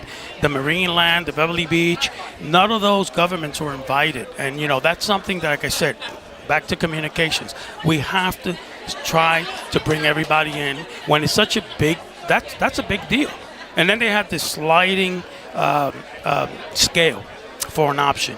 I think where the beach residents paid $800 to over $1,000 a month a year. For the rest, it's a 50-year plan. Palm Coast, $354. And the West Side, nothing. So I said no. No, it can't happen. We need to be reasonable about it. All right. Fernando, nice to see you. And and good luck in your quest to be our new county commissioner, District 1. And Fernando Melendez, and you'll see his name on the ballot. You'll probably see him around town. And thanks for stopping by our WNZF broadcast booth. For everything you do. WNZF, the best radio station out there. There you go. That's what we like to hear. All right. He got your vote, right? Oh, yeah. You won me over. That's where I get all my Free Fall Fridays. Very educated. There you go. Thank you, guys. Hey, thanks a lot. Okay, that was nice of you. Hey, we got Jeffrey Seib. Seib. Okay, great. Yes. Jeffrey Seib, nice to meet you in person. Yes. I don't think we've ever met. And I'm David Ayers. This is Rich Carroll. How do you do? How's it going? Nice to meet you. And had that's some Sharon conversations on the phone before. Yes. There's Sharon working the camera over there. Hello, Sharon. So, good job. You're very active at Palm Coast City Council meetings. Yes. And you're very opinionated, and you want to be a city councilman. Yes. So tell us about you. Well, I want to be a city councilman because I think there's a better way to run the city. I moved to Palm Coast in 1995. I live here with my wife and family. My parents retired here in 1978. I have always wanted to be involved in trying to make things better. I went to school in Baton Rouge, Louisiana at LSU, both undergraduate and graduate schools. And I have been involved with the community. I've attended every city council meeting for the last 2 years. Prior to that, I was a member of the Beautification and Environmental Advisory Committee for 2 4-year terms, or 8 years. On the committee, we did a number of things for Palm Coast. One was the establishment of the Shirley Chisholm Monument that's on Pine Lakes Parkway. Our group was the first vote in that in the approval process. Another thing we did was work with the arts in Palm Coast, and I'm very saddened to see that the arts has been declining in recent years. You know, we had the Palm Coast and the Flagler, or we had both the Palm Coast Art Foundation and a Flagler Arts Foundation, and now, unfortunately, we have neither. And I was elected by my fellow members of the Beautification Committee to serve as the liaison on the Arts Commission. So I was involved in a number of things, and one of them was the establishment of the or placement of the Burrow with Bird sculpture in Central Park Lake, around the lake. We were one step responsible for that. In addition, we worked on the PTSD monument that is at Heroes Park. That was another good thing that we've done. We also tried to present some other proposals to the city. For example, to the city to offer tax incentives for apartment complexes to put in EV charging stations. Another thing was we wanted to put in tax incentives for businesses whose buildings would be qualify for a rating by the LEED. It's called Leadership in Energy and Environmental Design Foundation. They rate the buildings for their energy sustainability, that kind of thing. The city didn't want to go with that. So that was one of the reasons why. And then, like I said, I've been attending the meetings and speaking out from everything from the rapid rate of growth to taxes, which they just discussed the other day, and the comprehensive plan, the new comprehensive plan, the green spaces, which are true to my heart because my background, my academic training was in wildlife biology. Then I worked at Everglades National Park as a biologist on the American Alligator Project, one of the greatest symbols, one of the living dinosaurs that we have in our country, 150 million years. So, but then I spent the last 25 years at the University of Florida working at the Cancer and Genetics Research Institute as a researcher. So I have the background and the experience in researching, and I can look at issues and get to the complex points and what's important very quickly. You're a very interesting person here locally, because for those of us who watch the meetings, the city council meetings, you start to notice, here's Jeffrey Seib again. He's got another 3 minutes, another 3 minutes. Yeah. And it's very rare that someone who gets those 3 minutes during public comments becomes a part of the news cycle. And you accomplish that with the whole forensic audit thing. Is that something you're still passionate about? Well, you mean whether the city should engage in the forensic audit? Yes, it is. I think we have to look at what a forensic audit does. Forensic audit is not something that's going to determine incompetence in working at the city staff. An incompetent city staff is not a subject of a forensic audit. It's strictly criminal activities. So, is city staff incompetent? Well, but if they were, no, they're not incompetent. But if they were, that would not be something that a forensic audit would even look at. It's strictly criminal activities. If something like that went on, so we have to understand what we're talking about. The city has an audit every year by this JDJ Moore agency, I believe it is, in Ormond. But they're located around the state also.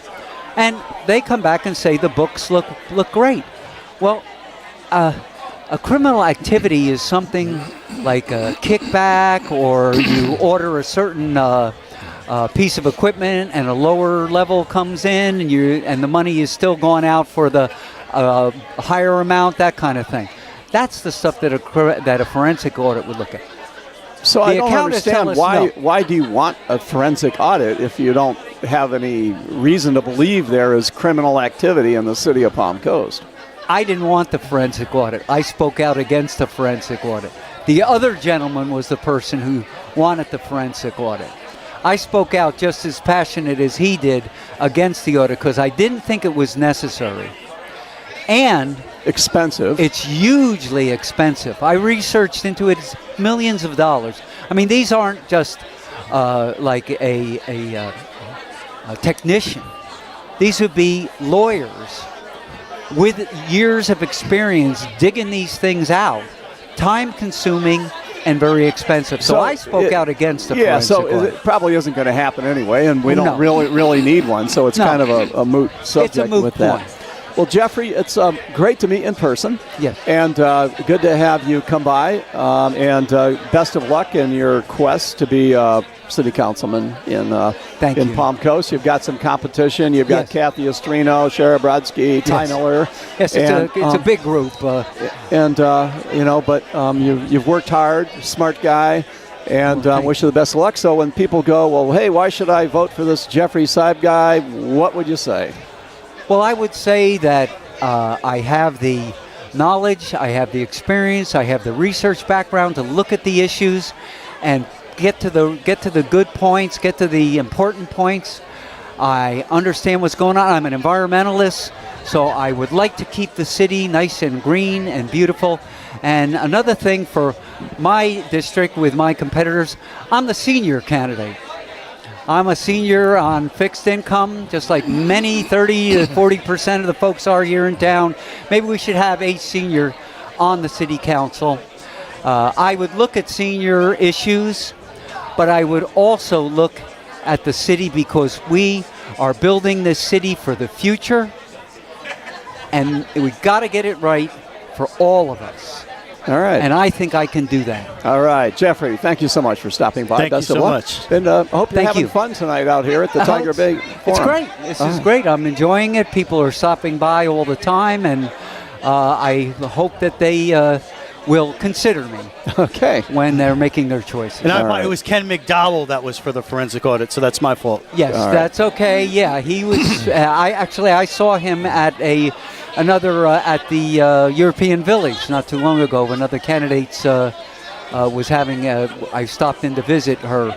She's a friend, and we spoke about it. And he said, "Oh well," and I tried to pin him down on where he thought there was, because he was speaking about previous administrations, and I wanted to ask him, who is he talking about that engages us? Because I've been here for 30 years. I was with Palm Coast before it was Palm Coast as the city. It was a service district for the county. I don't hear that or see that, and I didn't at that time. All right. So anyway, Jeffrey, thanks a lot, buddy. You take care, and best of luck to you. All right. We'll Thank you very much. Thank you for very you much. on Palm Coast City Council meetings here with your 3 minutes. Yes. I prepare to speak 3 minutes. You notice that when I get the bell. Best 3 minutes of the 7 hours. You are prepared. Thank you. All right. We got another candidate who wandered by our broadcast booth there. Good evening. Hello. Hey, tell us who you are. Introduce yourself. My name is John Chisholm. I am a candidate for Grand Haven CDD, Supervisor Seat 4. I'm a 12-year resident in Palm Coast, and looking forward to. Oh, I like your tie. Look. Yeah, fit your bags. It's a radio tie. Down. There we go. Yeah, whatever. Okay. Anyway, my neighbors have really badgered me for a couple of months now about entering my candidacy because they said, you've got the experience, you've done this before. Well, explain the position. A lot of people don't know exactly what you're running for. Okay, the Community Development Board is essentially responsible for everything in open space that's not owned by somebody. It's responsible for the infrastructure, the amenities, which include the street lights, the sidewalks, the pavement, the pools, the bocce courts, the tennis courts, the pickleball courts, the parking, just about all those things that are considered not owned by somebody. Does it get contentious in that kind of a position? I hope not, but I have heard it has been. One of the things that they came to me with is there's been a plan to approach residents with a 7.5% for 10 years continuous budget increase. And after my experience, for 14 years I was head of real estate and construction for Florida Power and Light. Then I spent 10 years in home building in North Carolina doing development.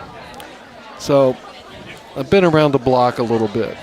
So when they found out and we chatted about what I knew and what I had done, they said, you got to do this. Because we're at $2,700 and change right now annually, and they want to increase it 7.5% for 10 years with no real budget plan on what they're going to spend it on. So I looked into it, and if it wasn't contentious before, might get that way. And this is kind of a limited area where people actually vote, right? So give us the geography. It is. We're off of Colbert Road, south of Palm Coast Parkway. We have about 1,000 acres in 4 different communities. 4,000 or 5,000 homeowners. Consist of everything from single-family lots to I live in Wild Oaks, which is basically half-acre and above lots. We've got the golf course there. Of course, that's privately owned. They do have townhomes, and they have 0 lot line homes there. All right. So people listening right now, go ahead and give us your why should we vote for you? We should vote for me because if you don't vote for me, my neighbors will kill me. All right, you got my vote. You guys do a great job. You both have great radio voices. You really appreciate do. it. Thank you. Thanks for allowing me to come over and spend my less than 3 minutes. All right. Thanks for being a good sport. All right. You got a lot in the less than 3 minutes, so thank you. Peter Johnson rolled in here. How's it going? David Ayers? David Ayers. Rich Carroll.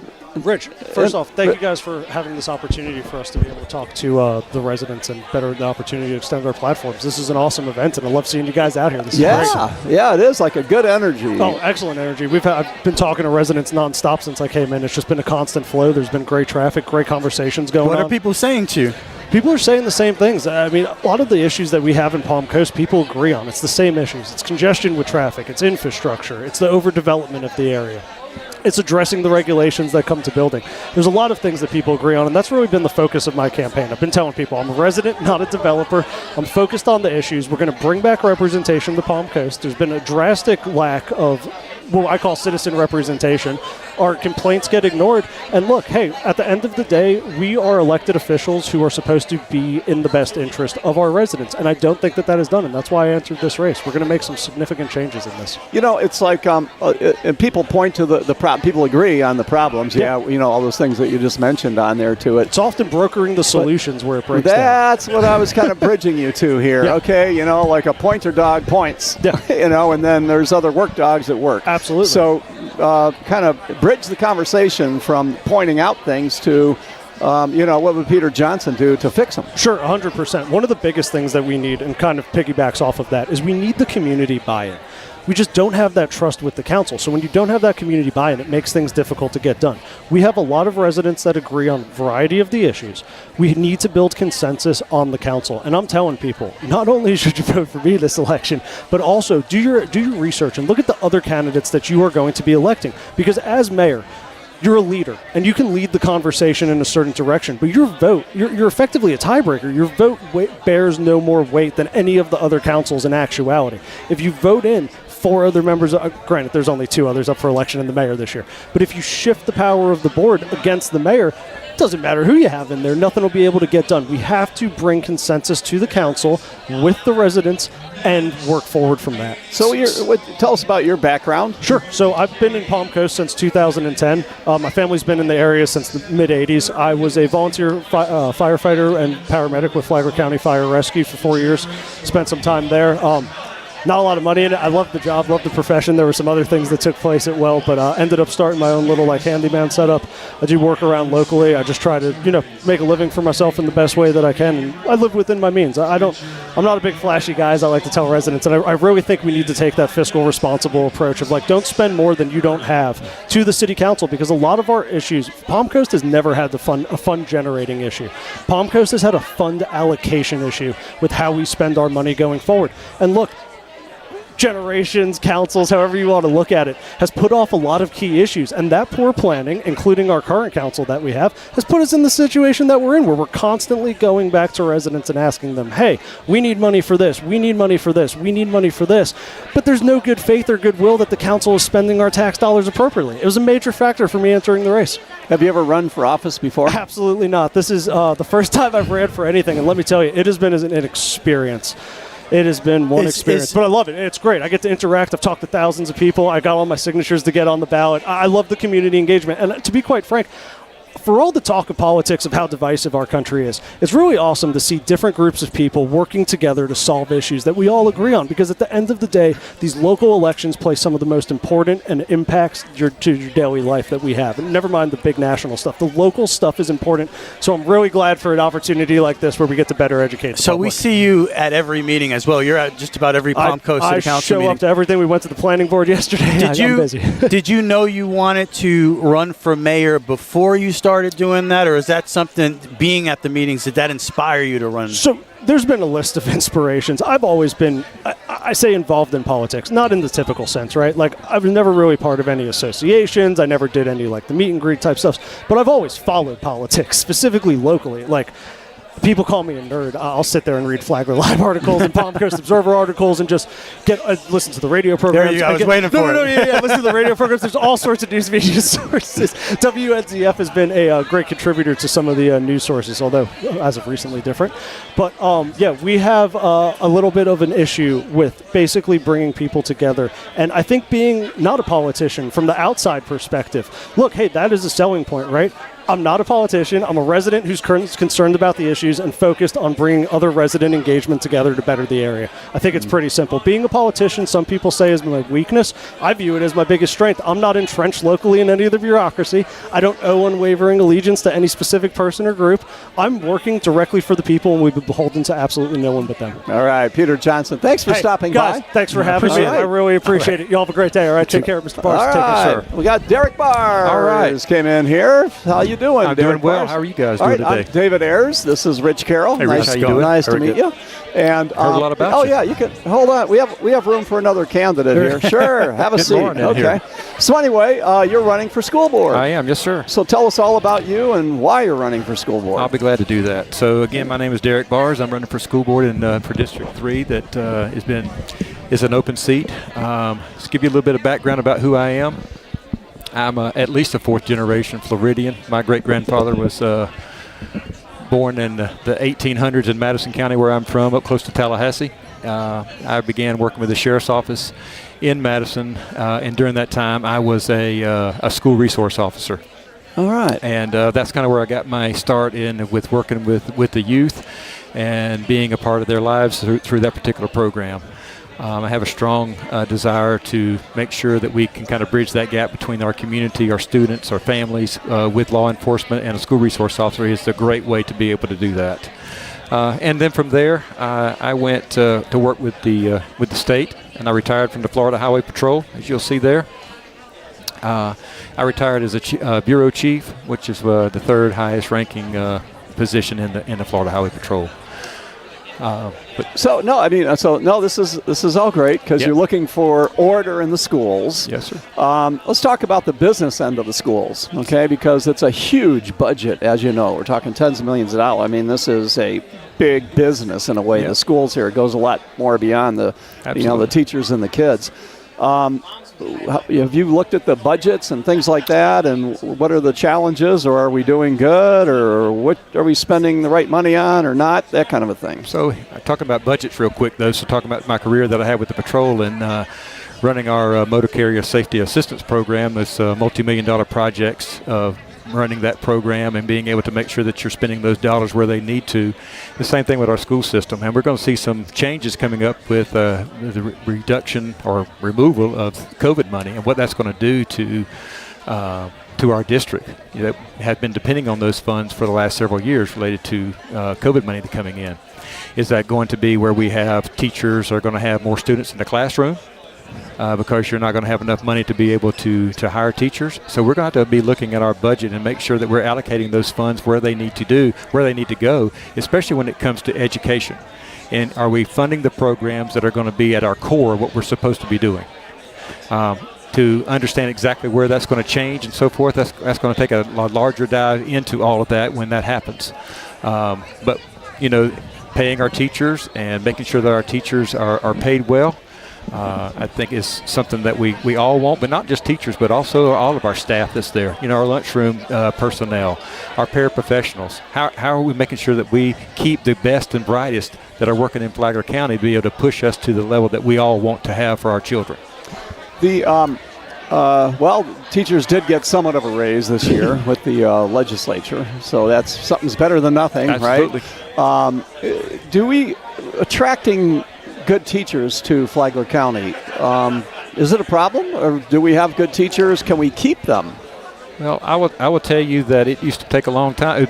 Used to be hard to be able to find a job as being a teacher because teachers were staying in that profession.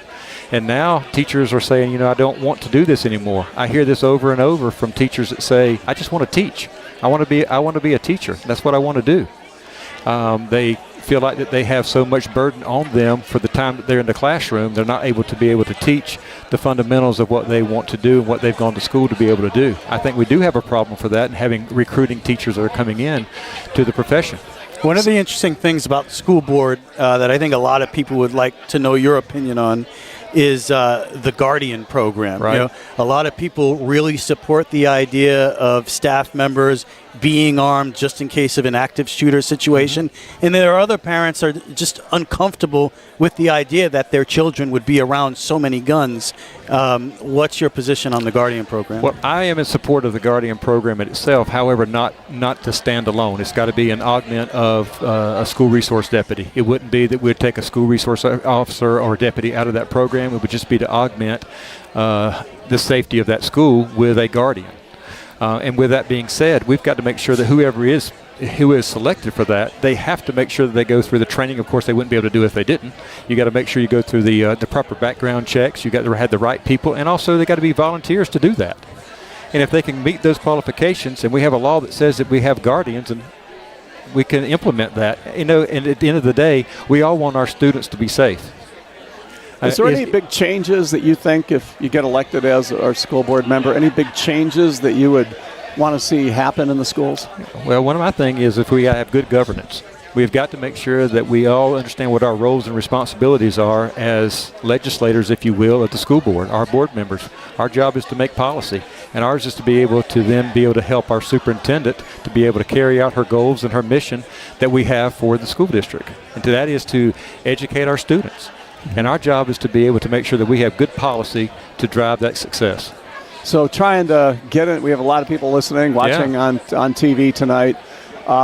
So why kind of break through the pack here? You got to be known for something. What do you want Derek Bars to be known to the voters that don't know you maybe? How do you want them to kind of think of you as a candidate? A man of integrity, doing what I say I'm going to do. And I want to make sure that we have the best interest of all of our students at mind in whatever we do and whatever decision that we make. That's who I am. I want to make sure that we're pushing forward together and coming together as a community.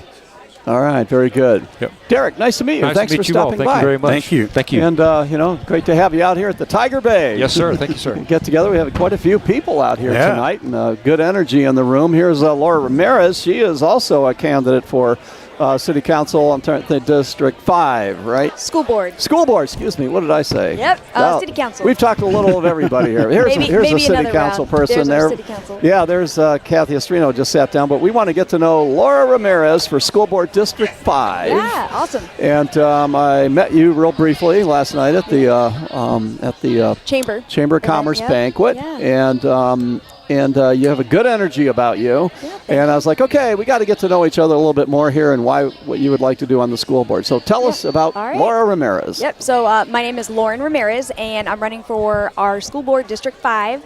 I am a mother of 4 boys. 3 go to Belterre Elementary School, 1 at Indian Trails. I am very passionate about their education. They are the primary goal, the primary reason why I'm doing this. My background, I worked at a university for 12 years in higher education. With that role, I was in instruction, I was in charge of accreditation, I was in charge of building curriculum and design, overseeing faculty and budget management for allied health sciences. So with all of that, I took all of that. I loved it all. I created a small business here in Palm Coast, Florida. I've been an active volunteer 7 years PTO, 2 years president at Belterre Elementary. I'm part of SAC, which is another commitment with Belterre Elementary and now Indian Trails for my other son. And I have been in these schools daily, weekly. I love our teachers. I love our kids. I've seen challenges that they have gone through, teachers, but I've also seen a lot of great things happening. and I want to see how can I take those great things that are happening with my expertise in higher education. I have a master's in public health, doctorate coursework in public health education, a certificate in health promotion and education, and a bachelor's in biomedical science. I want to take everything that I've learned and see how I can create a healthy education program for our kids. Our teachers need to be happy and healthy to teach our kids. So that's what I would love to do here. I'm excited for this opportunity. The seat opened and it just felt right, meant to be, and I know I have the qualifications and I'm ready for it. If I remember right, Cheryl Massaro said she dropped out of the race when she heard you were going to get into the race. Yeah. How about, that's basically an endorsement. How about that? A current school board member wants you to be her replacement. Well, so last year I knew I wanted to run. The seat was open, but I needed to know more about it. So I didn't know Cheryl. I reached out to her through email because she was the only one. She would respond to my emails. Every time I had to email the school board, she would respond. So I said, hi Cheryl, my name's Lauren Ramirez. I'm really interested in running for your seat. I'd love to meet with you and, pick your brain. She went over the day-to-day, what is it like to be a school board member? She's like, you would be great, and she's like, here's the challenges and here's the wonderful things that come along with it. And, I soaked it in, and I wasn't quite sure because that's a big commitment. And things just progressively got better. Like everything just fell into place. And so when I decided to run, because when she thought she wasn't going to run, she felt like, I may be the right one. And then when she decided to run and I said, listen, I just filed my paperwork, and she's like, this is the sign I needed. She's like, I trust you. You were here for the kids. You're going to do what you need to do. And I felt honored that she dropped out because of me. She knew that I could do a great job, and I know I will. I'm a hard worker. If I don't know how to do it, I'm going to find out. I'm going to ask people, I'm going to research. It needs to be done right, but in a way strategically that the end product for our kids is done and that they're learning what they need to learn, and our teachers are able to teach them because they're a big part. The public, parents and everybody, they don't like seeing conflict on the school board, and there has been conflict, and it's kind of been embarrassing, and why can't we have a good school board that works together? Yeah, so I agree. So when I don't go in person to the workshop meetings or to the board meetings, I watch online, put on the TV. My family's watching it. My 4 boys are watching this school board meeting, and so I want to change that. How can we make it a meeting? Exactly. How can we come together and unite and come up with these answers? How can we fix this? And I feel like I could bring that to the table, a different perspective. But yeah, we definitely, I think there have been challenges. Things have gotten a little better, I believe, and I would love to be a part of that and just make it smooth sailing and, just see how I can help and bring my perspective. All right, Lauren Ramirez, congratulations for being a candidate. Thank and you. We really think the world of everybody that runs, whether they win or not, or if we're going to vote for them or not. It's just such something that's so great for the community, and you've got a great story to tell. So best of luck to you. All right, thank you so much. Thanks for having me. Thank Have you. a good night. Thanks for stopping by. All right. Lauren Ramirez, she is a candidate for Flagler County Schools, and her opponent is Vincent Sullivan, so we'll probably hear from him as well. But Kathy Ostrino is here with us right now, sat down at the broadcast table, and you want to be city council for the city of Palm Coast. So tell us a little bit about you and why. Correct. I have been here for 21 years. I've been paying attention to the political climate of the city, the county, the schools for all of those 21 years. And my why is to put the city back into the hands of the people. We have to work with developers. What do you mean by that? That's kind of I'll tell you. Okay. So there's a real feeling, perception, that the folks that we vote in aren't necessarily the ones who are making the real decisions. And so it's time that the people vote in someone who's going to honor their perspective and their concerns, and not let their votes be swayed by folks in development, any of that industry.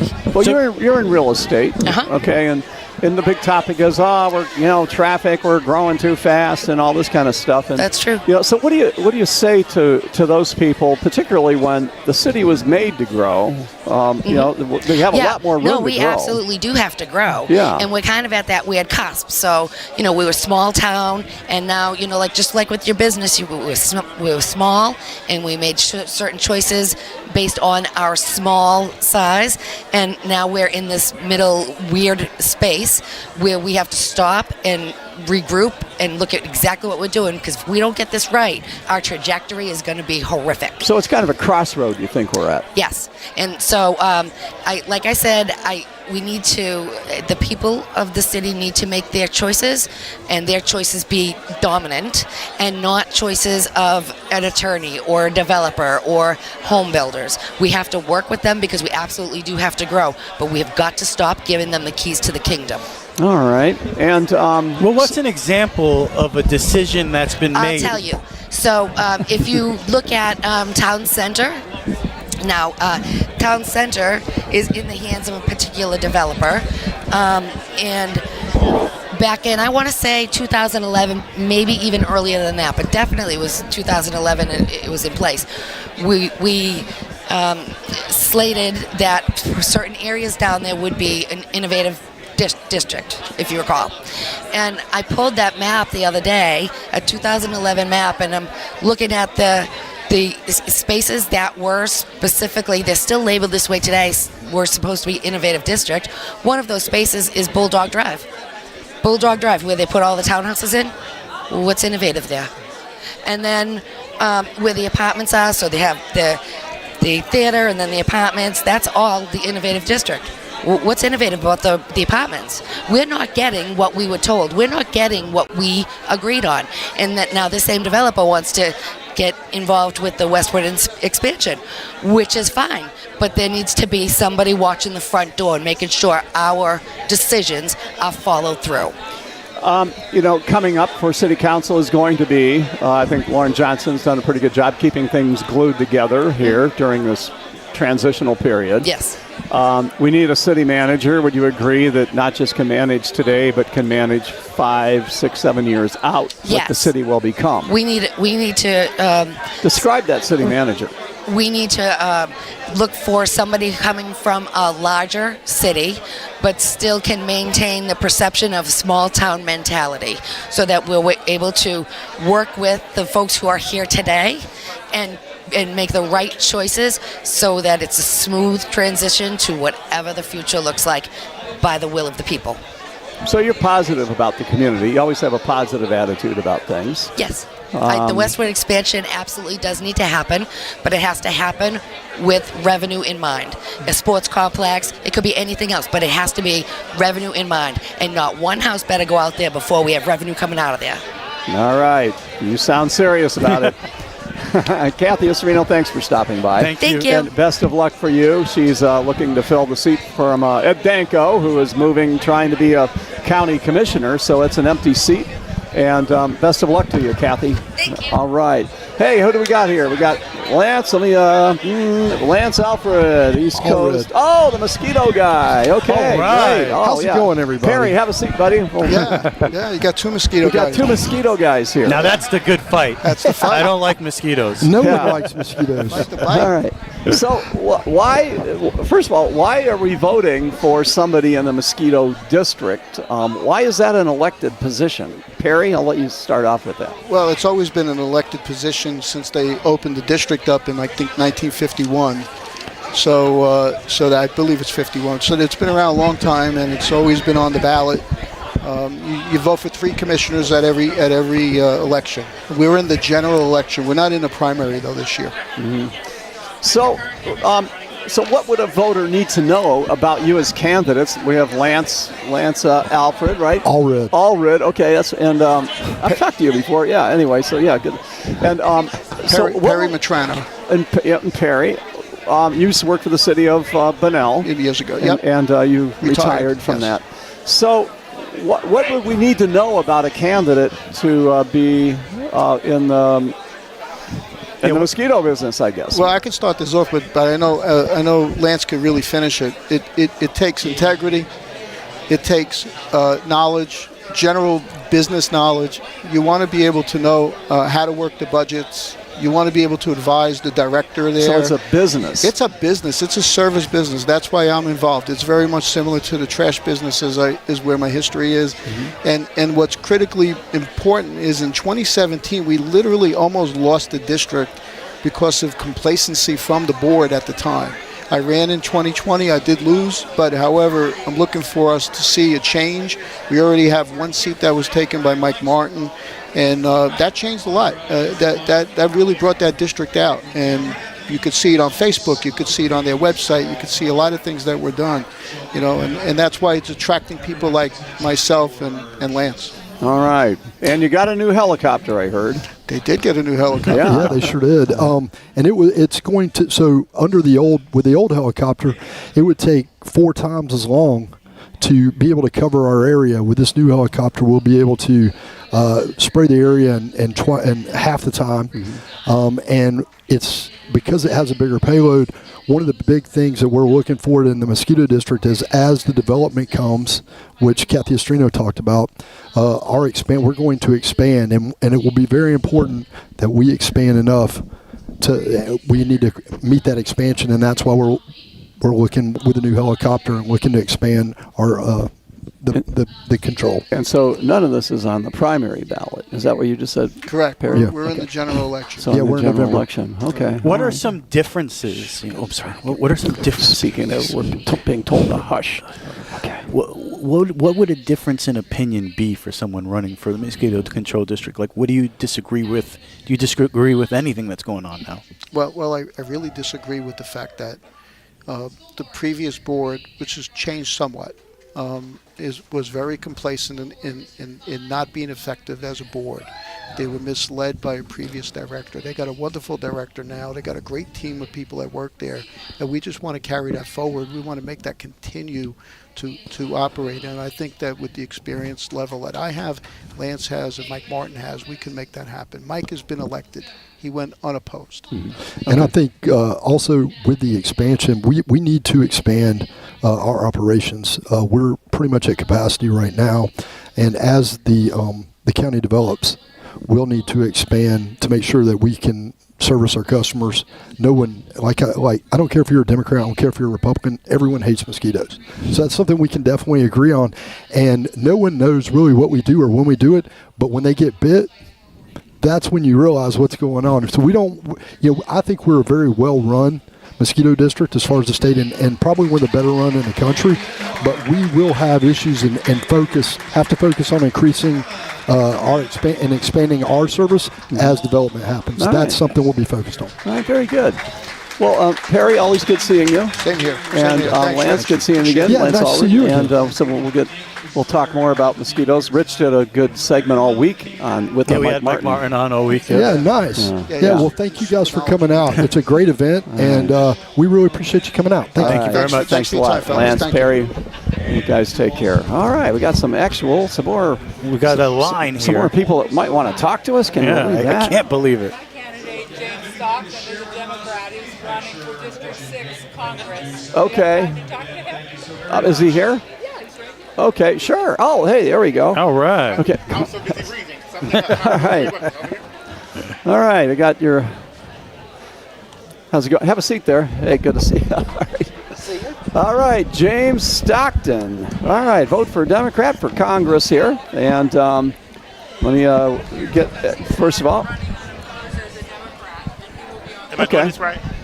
Is this right? Yeah, there you go. Just get it right put your on there. headset There you on go. there. Okay, well, we're here to meet people we've never met before. So, James Stockton, pleasure to meet you. Pleasure to meet you. All right, a vote for Democrat for Congress, Florida District 6. And so tell us about you and why you're running for Congress, I guess.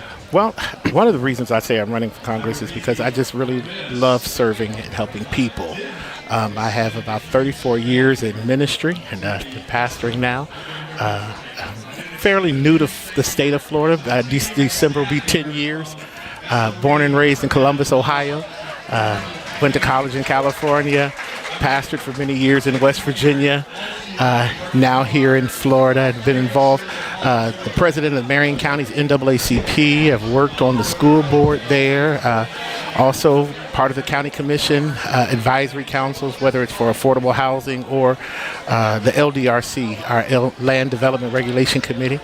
And I've always just wanted to be a voice for people. And so when the opportunity came, we said, okay, if not now, when, you know. And what are you running on? What are your passionate issues? I have this little acronym that I use called HERE, H-E-R-E, healthcare, education, reproductive rights, and environmental energy. Those are my main platforms, along with, of course, all the other things that are just nationally known, whether it's gun control or border control, those types of things. Really the need for our country and our community to be more unified in regards to what's best for everybody. Because, you know, when you help the masses, you really help the overall. And so there's a lot of needs, and, you know, we see not only here in our state, but around our country that we would like to be voiced for. Well, you're a new guy Yes, to us. I'm so glad you're here today at the Tiger Bay Club. Who are you running against in the primary on the Democrat side? I don't have a primary. I am the Florida Democratic candidate. So I will go straight into the general. Oh, so you're unopposed. I'm unopposed Gotcha. in the primary. See, I've learned a lot here tonight. Yes. Okay, well, congratulations. Thank you so very much. Thank you so very much. All right. Well, where do you live? I live in Marion County. I'm in Ocala. Oh, okay. Yes, so I'm on the other side of the district. It's of such a large district. Some of you might know that District 6 actually is composed of 6 counties. So we have a lot of ground that we travel. So tonight we can say we met James Stockton. Yes, sir. Yeah, yes, sir. Yes, sir. for to be a congressman on the Democratic ticket. So we'll be seeing your name all over the place then on the in November. We pray so. All right. We pray so. James, thanks for stopping by. Thank you. It's been an honor and a privilege. Thank you so very much. Pleasure to meet you, sir. Thank you. Thank you. Thank you. All right.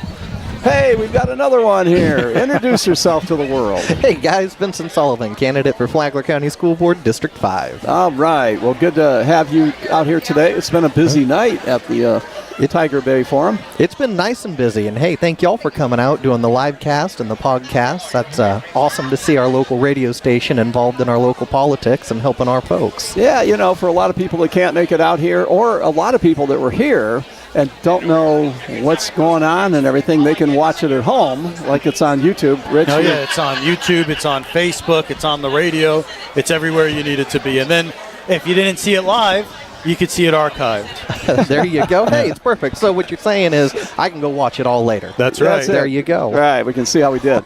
So, School Board District 5 is what you're up for here.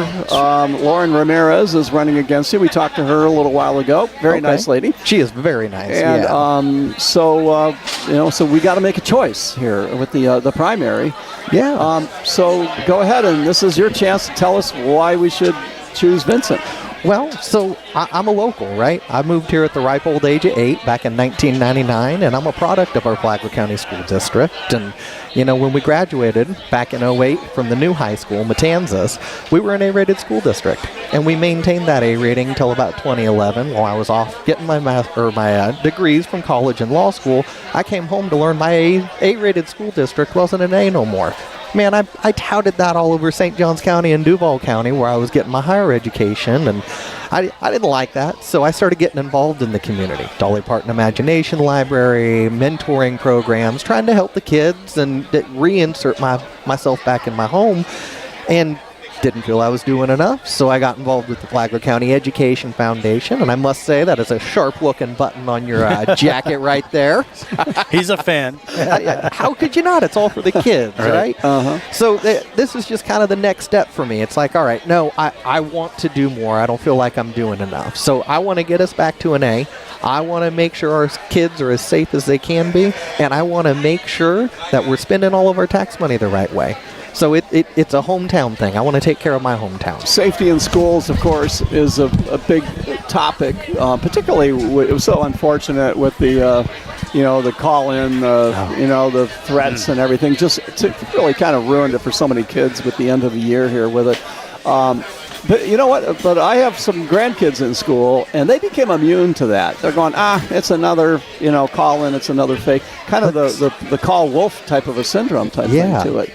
And here, Rich was asking other people about what they think about the Guardian program. Yeah, the Guardian program, as you know, and I also wanted to ask you something else. But the Guardian program, a lot of parents, they don't want their kids around so many guns. But then there are parents that support the idea of having staff members who are trained, who have background checks. There just in case an active shooter. What's your take on the Guardian? So, this came before our school board, and it was a 3-2 vote to determine that, hey, we don't want any part of it, not in this school district. And what that motion was and what they were voting on was, let's ask our superintendent, who is supposed to know the most about our schools, and let's ask Sheriff Staley to get together. So we've got our best educator and our best protector get together and figure out which version of the Guardian program's right for us here at home. Because, there's a bunch of different versions. There's a version where you put firearms in teachers' hands. I think that's about as far as it can go and as much protection as there is. But you can scale it all the way back to, listen, we're only going to have a classified group of individuals. Maybe it's retired military, law enforcement. But whatever version it is, they still have to go through 144 hours of training. Dude, that's more credit hours than I did in college and law school. That's a lot of time of hands-on, learning how to handle a firearm, what the safety is, and about 20 hours of it is psychological evaluations to make sure, number one, you're not a bad person, and number two, do you have the mental ability to do what's being asked for? You talked about a kind of a decline in the public school. It was A-rated when you were a kid in school, and it kind of slipped a little bit to it. And there's an attrition in the school systems going to charter schools, homeschool. I think COVID maybe had a lot to do with that. And here we are, a growing community, and we have not grown one student over the last 10, 12 years or whatever. Why is that? Because we need more kids in the public schools, I think. Okay. And so the more kids you have in a public school system, the more well-rounded your child becomes because they interact with so many different people. But we call it the student generation rate, like how many kids are moving into the area. That's essentially been flat for about 5 to 6 years pre-COVID. This year was the first time we saw a little bit of bump of kids in our public schools, and I think part of that has to do with the voucher program, right? You're able to get a voucher to take your child out of the public schools and go to a private school. What the reasons are they're doing that, maybe they don't like what's being taught, maybe they want some faith-based undertones, but it's the parents getting involved and saying, I want my child's education to look like this. I think that's fantastic. I think a parent should be wildly involved in what their kids are learning. How about this? Because the public schools need to be competitive. That's what the whole purpose of the voucher was. It is. And that's why I'm sitting here saying, well, we need to get our back to an A first, right? So if you look at the numbers for this last grade that came out for the school district, and you can listen to our superintendent talk about it, we're like 3 or 4 points away from hitting that A rating. And if you look at the subjects we're low in, it's reading and it's math. And if you start thinking about it, the third grade testers are the ones that learned how to read on Zoom during COVID and while we were wearing masks in schools. Right. So I really, by focusing on that group of students that, number one, already have a proven deficiency, and it's not like they can't read, it's just they can't read where they need to read.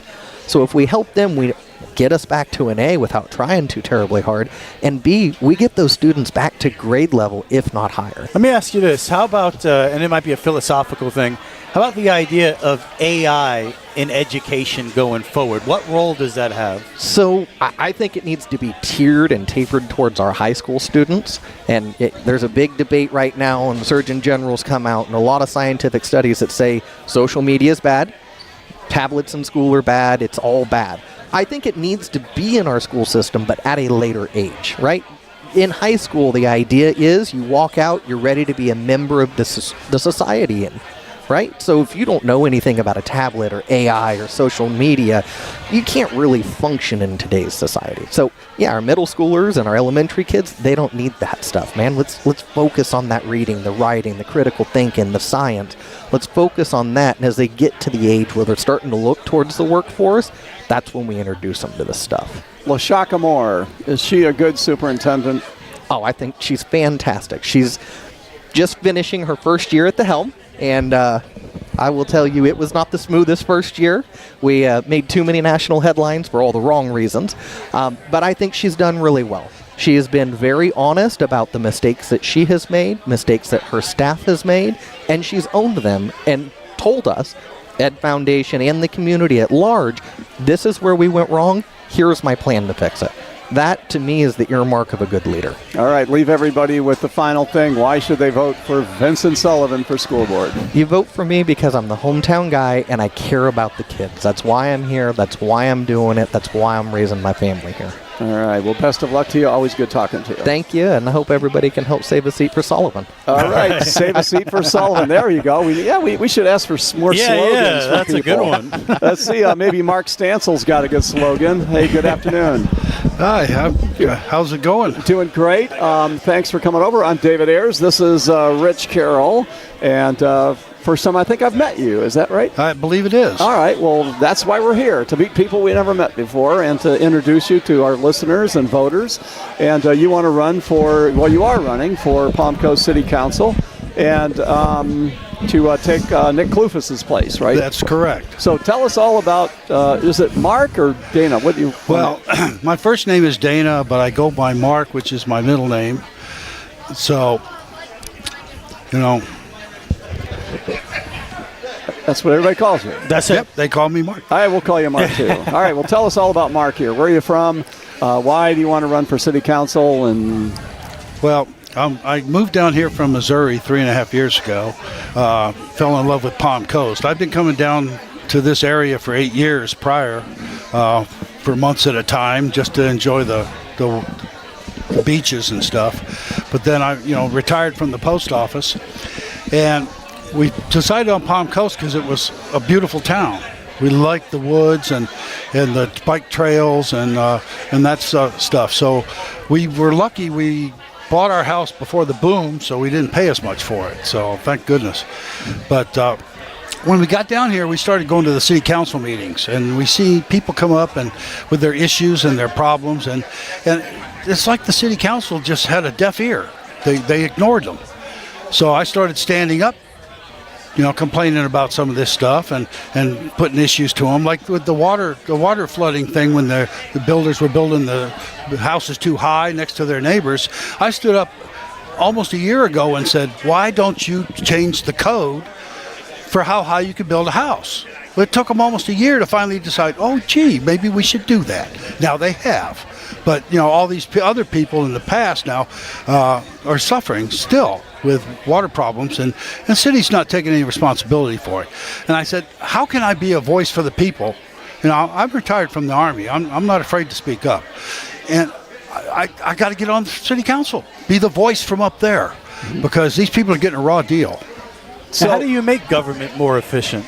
Well, first of all, you have to have the right group of people running your town. Now, the thing is, Palm Coast is not a bedroom community anymore. It's not a little coastal town. It is a full-fledged city. It's got 103,000 people. And part of the problem is that 30% is over 65, 17% is 18 and below, and everything else is in between. Now, those are going to move to the older as you go along. We need to retain youth here. When kids graduate from high school, there's no jobs for them to stay here. They go to Daytona, Jacksonville, Orlando, start a family there because, one, they can afford a house there because we have no affordable housing for young people. We don't have jobs for them. We don't have transportation for them. Like if you're in Volusia County, they've got Votran. You can get around without a car. There's so many issues, and we have to get younger people to stay here and draw them in, because 90% of the income, the revenue for Palm Coast comes from us fixed income people with a house. We don't have any industry. If we had some industry brought in, then we can have jobs for people to stay here. Like maybe get Intel to build a chip factory down here. Well, Mark, so I can tell you're a little bit aggravated and frustrated the way things have been going, and that's why you're running. I got that. I feel that. So, you talk about jobs and things. Well, how do we go about it? I mean, like everybody would like that. So, what's your vision on to make it? Because you said you're an Army guy, you make stuff happen. You make stuff happen. How would you make it happen? You go find companies. You put the word out. For example, Pete Buttigieg, the transportation secretary, has said that he has companies looking for places to open business, factories.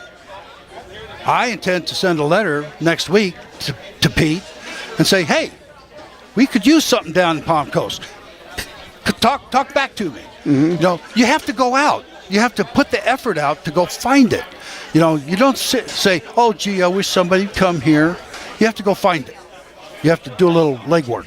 Well, we had an economic development director. I don't know if that was the exact title, what her name, Barbara, whatever. But the thing is that we don't have any place to really put those things with the zoning or infrastructure, and it's kind of the cart before the horse. Well, there is land. It's up on one. In discussions with Ray Tyner, I've had several with him about this, because ITT didn't mean for this city to not have industry. It was built in originally, but it's gone away. Nobody's replaced it. So, but there is property for that. Ray Tyner has showed me several places where we could actually do that. All right, well, get Pete Buttigieg to call Ray Tyner next week. Yeah, well, just so long as he gets back, I don't care. You know. Dana Mark Stansel, thank you for stopping by. Thank you for running for Palm Coast City Council. You mean I'm running out of time already? Well, I got a lot more to say. Well, I do. I have a lot more to say. Well, you get the last minute. Go ahead. Go. Okay. I think people should vote for me for this reason. One, 2.5 years ago, my wife and I started a seniors getting together luncheon group, and it's grown to 160 people. It's Palm Coast wide, Flagler wide, and we meet at Denny's twice a month for lunch, and we do excursions out of town and stuff. And so we're involved in the community. I'm the CAC representing Palm Coast with the River to Sea Transportation Planning Organization. I'm also on the Code Enforcement Board. I'm very active in this community. And I'll be honest, my opponents sit at home. I'm a guy that shows up and does the job. That's why I should be voted in. All right, very good. Vote for Mark. Vote for Mark. All right. Mark Stansel, thank you. Appreciate your enthusiasm and being a part of the community. Thank you. All right, take care, sir. All right, that was great. We got to meet Mark Stansel, and now we're going to meet Ty Miller. Ty Miller. How you doing? Nice to meet you. Nice to meet you too. This is Rich Carroll. How's I'm it going, David Ty? Ayers. Good. How are you? Ty is wants to be a Palm Coast City Councilman, District 1, to take over where Ed Danko is leaving to try to be a county commissioner. That's right. So, District 1. So tell us about Ty Miller.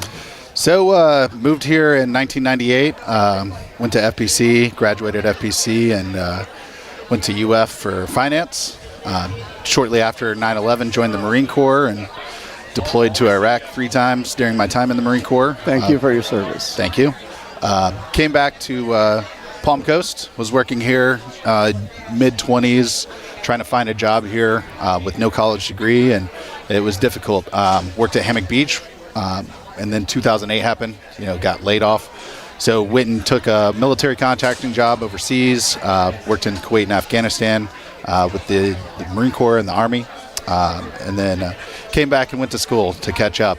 So got a bachelor's degree from UCF in business administration as well as communication, and then went on to University of Florida for their MBA program.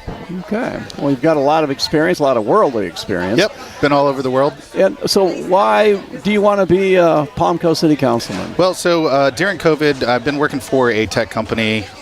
We do a lot of B2B software development, delivery, and things like that. Large projects, 10 million plus budget, 100 plus employees on each of these projects, and have kind of been all over the U.S. And during COVID, got the opportunity to come work from home. And so I said, hey, I want to move back to my hometown. Can I work from home from there? What's the difference between 10 miles down the road and 700? So got the opportunity to come back to Palm Coast and live here. And so have a family here, raising a family. And want to participate, want to participate in the community and try to help the community grow for us middle-aged, younger demographic to try to participate in a community that's kind of been led for a long time by the retirement residents. And so try to make that kind of a growth cycle within it. I think it's our turn to stand up and be part of the community. I turned a very young 43 yesterday, actually, so celebrated that birthday. But oh, wow, you got the same birthday as me. Congratulations. Yeah. Nice. So to be a city councilman, you are running because obviously you think you can make a difference. Right. And so what is that? So, I think I hear the same kind of talking points being used by a lot of different people. In analysis of our revenues, it's been mentioned 100 times before at City Council over and over again, 92% to 8% in terms of residential versus commercial revenue. I think my leadership skills with the Marine Corps and quite frankly, I think the military is a proving ground for leadership, tried and true. So I have that experience to work with people and get things done, as well as my business experience. I've worked on very large-scale projects. I've worked with matrix organizations. So, one day talking to a C-suite executive and the next talking to somebody that's implementing it at the ground level. So used to that, and I think that fits in really well with city government. You have a unique perspective. You've been in other places in the world. How do you take that perspective and apply it as a leader here locally? Well, having been here a long time, and as you said, kind of being in and out, so you see the differences and the changes of Palm Coast over time as you come back to make it your home again for the next 4 or 5 years and then leave again. I think it gives a perspective that maybe people don't see that are living in the community. You see the differences at a starker level. But those experiences that I take from other places, I can apply to this, to work within the community. There's a lot of people that have long-standing ideas about how things should be. I'm open to, kind of experiencing everything for the first time that I think other people get kind of set in their ways on how they want the city to run. So I'd like to apply that, within the city council, work with others to get some things done. A new city manager, Lauren Johnson's done a great job. I hope there's a place for her. I know Lauren. She's a great person. But we need a new city manager that can manage the future here. What does that person look like to you? I think that in the past we've kind of, from my understanding, we've had kind of a system or a framework for hiring, and it seems that system has been to vet people appropriately and ensure that they have the proper experience, and then somewhere along the way we kind of go off those rails. I think we need to stick to those principles in hiring, so making sure that somebody has a proven track record of success, maybe at one or more stops, to come lead Palm Coast in the future in terms of execution of the city council's plan. All right, very good. So, and remember, Ty Miller, vote for me, kind of That's a thing. right. Nobody else has said that tonight, right? That's the first time you've heard that, is vote for me. Yeah. So just tell us, and we can remember a short amount of things here. Why should we vote for Ty Miller? Yeah, leadership and integrity. My Marine Corps military background, leads me to work in that way, where I will always stick true to my principles, and then my business background, the ability to leverage those business decisions in the right way so that our city can have a proper budget that pays for the things that people care about, which is for the most part infrastructure. Great. All right. Well, thank you for running. We appreciate that. Have all the respect, and thank you for your service to our country. Thank you. Thank you. Best of luck to you. Thank you. All right. Ty Miller. There you go. Hey, Adam Morley. Been a long time since we've met. I've see you all over the place, and that's the idea. Adam Morley, tell us all about you and why you're running. Yeah, so Adam Morley for State Representative District 19. I'm running for the same reasons that I have been, trying to get some accurate representation of the district in Tallahassee. My primary focus and goals as a candidate and as a representative in Tallahassee is to really bring attention to water quality issues throughout the state.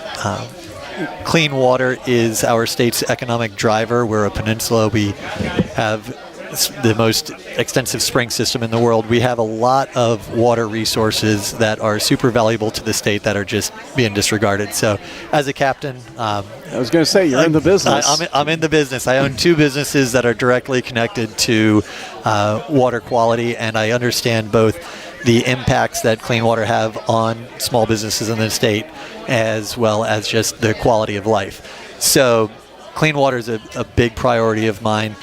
Also, local control and home rule. Tallahassee's been passing a lot of preemption laws. They've gotten really comfortable doing this top-down legislation, saying that we know what's best for you, and I disagree with that. I think that our communities know what's best for them and should have more control rather than less control from Tallahassee. And then finally, the I've kind of been dubbed the quality of life candidate, because really the issues that I'm focusing on and promising to address in Tallahassee all impact our daily quality of life. So overdevelopment has kind of gotten out of control throughout the district, and I'm looking to hopefully help manage that a little bit better. We lost the DCA, the Department of Community Affairs, years ago, which was basically state helping communities manage growth. And since we lost that, it's just kind of gone off the rails, and we've gotten a little out of control with the overdevelopment of the area. So making sure that we do a little bit better in planning so that we're not getting overburdened on the roads, and we're able to preserve what quality of life we still have. So that's kind of my campaign promise. That's what I'm going to be focusing on as a state representative in Tallahassee. You know, I've got to say, you've run for many, many times, and you've never said a bad word about anybody. Now's your chance. Now's my chance. My mama raised me, if I don't have anything nice to say, don't say anything at all. So I'm not going to. I'm looking forward to a nice, clean race as always. But you do a lot for the community with charities and give a little plug to your business, because you're a boat captain. You do charter fishing. And I do, but my businesses are really the Janung's Fish Camp in Crescent Beach. It's a bait and tackle shop, and we just opened the Inlet Beach and General Store at the Matanzas Inlet. The old gas station right there south of the Matanzas Bridge is our new store that we've been open for a couple months now. But it's been great. And as you pointed out, I do a lot for the community. I use those businesses as a platform to host fundraisers and do as much as I can for the community, because again, this is my home. I've got businesses here. I've got my family that I'm raising here, and I just want what's best for it and best for the district. All right. Well, you're already serving the community. We appreciate that. I appreciate the opportunity. All right, Adam. Thanks for coming out to the Tiger Bay political hobnob, even though that's not called that, but that's what I called it. You already told not to say that, David. I know. I couldn't help myself. Well, I appreciate the opportunity. And again, Adam Morley for State Representative, votemorley.com. All right. Thanks a lot. All right. Hey, we got with us here Andrew Werner, and we're wondering if you're going to come by, and so nice to meet you. Well, thank you for having me. It was a great event. I just probably talked to hundreds of people back to back over the last 3 hours, and I get rewarded with getting to talk to some more people. So thanks for having me on, guys. And what were they saying to you? Was there any consensus out there what the city needs? You know, that's the thing about let's just say, first of all, you're running for Palm Coast City Council District 3 to take Nick Kloufas's place, who's seeking a county commission seat. So we just want to set that up for the listeners on it. Correct. So go ahead, take it from there. Yeah, so that's, that's really what I thought tonight's event was about. So you get all the people from the city in one room. You got people from the C-section, people from Seminole Woods. Where do you get that perspective in one room together? So, because the thing that I really liked about it is that the perspectives in some parts of the city are much different than the perspectives in other parts of the city. So, it's good to find out what's important to the people. And I thought what I really liked about this is you got to talk to a lot of people, you got to give your platform. There's a lot of people that agreed with mine, but there's also a lot of people that were challenging me on some of my points, and I really appreciated that. People were cordial and respectful. I want to know the points they were challenging you on. I mean, I'm not going to go into that too much, but there was just different points in the when you're talking to somebody where they may have a disagreement with you, and everything was done very cordially and respectfully. We had some great discussions, and I think I really appreciated that, because that's really how you learn. You don't learn by just listening to yourself talk and everybody agreeing with you. I like to hear different perspectives, so that was fun for me. All right, well, good. And what are you challenging others on? Obviously, there's got to be a reason why you're running for city council. What are the issues that you're running on? Yeah, so I believe that the city, the city's responsibility is really to just provide an excellent quality of life for the people that live here in Palm Coast. I take that, Rick Scott put it the best, is just give people exactly what they need and want to thrive, and other than that, you get out of their way. So that's a lot about what I talk with people. Another thing was I talk about economic vitality. I think that's something that I'll really be pushing for the city of Palm Coast is we need to get more businesses in town. We need to diversify our tax base, and I think those are really important for really the success of our town our city long term. So, Palm Coast really doesn't have any kind of an economic development department. Well, they just hired somebody new, so I look forward. They did? Yeah, I look forward to working with them. Who was that? I don't know his name off the top of my head. I missed that one? I missed that one. But too. they hired somebody for economic development, and I think the things that I think are going to be important is just really Palm Coast is an excellent place to recruit businesses. We have an excellent sheriff. We are the second safest city in all the state of Florida. What business doesn't want to have a presence in a place like that? Mm-hmm. So I think really looking at recruiting great businesses where our folks that live here can find a good paying job. So I think that's important, and also getting the red tape out of the way. I think that hurt us as a city in the past. Is people want to come here, but and I hear it from the business community a little bit. There's too many regulations and restrictions. I'd like to see us loosen those up so we can recruit some adequate and just a volume of businesses here for our population. What kind of businesses do we need here? I mean, if you could wave your wand and have call a business up and say we want you to come Palm Coast, and they would. What kind of industry would it be? Well, I think the heart of any city is small business. So I think restaurants are always great. Retail, things like that. I think those would be fantastic as far as a small business. When you look at small business, but we also need light industry and things where folks can get into where it has a career opportunity where they can get in and they can stay in Palm Coast and they work, live, and play here. So I think jobs that are high paying enough to where you can afford a lifestyle here in Palm Coast, I think we really should be looking at stuff like that, recruiting those kind of businesses. Town center, is the concept of town center. What's your view of it, and how are they doing? Well, I'm really excited about town center. That's it's kind of a blank slate. They're kind of starting to fill things out. The promenade is a great start. That looks like a really fantastic thing to bring into our city. It's going to have some commercial stuff underneath and retail, and then place for people to live, and it will be right down there in town center. I know, those are the kind of things that I think that are going to be important for us to be attracting, to the city, because the town center is really designed to be a place where everybody comes down. It has stuff to do. It has stuff for shopping and stuff for eating, and just a place where all, families of all ages can come and enjoy themselves. Well, Andrew Warner, you've got a great enthusiasm about you. Well, thank you very much, David. Maybe you should be the economic development person, and we'll send you out there and, and start bringing the businesses and the jobs in and industries. Technology, I think, is something that we really ought to target because, we have the Mednex and already, the University of North Florida has got it's a growing nursing school. We have Daytona State College that is really on the grow and doing great things. And we're right just north of the Space Center with aerospace and all those sort of things. So, yeah, you're right. I mean, we are positioned really well for the future, but we need the right leaders to make it happen because a lot of some of your competitors here running for city council said they believe we're standing at a crossroad right now, that we could actually blow this opportunity if we don't have the right leader.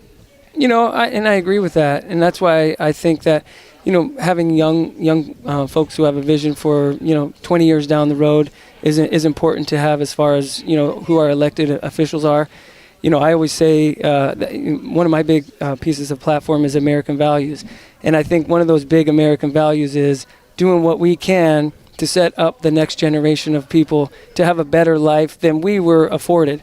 And I think a lot of times we get so caught up in doing what we need to do right now to just make things happen right now for ourselves without really looking to that future generation to really set them up. So I agree with that. We need people who are going to be forward thinking and who have ideas for our future to really set us up for the long term. How old are you?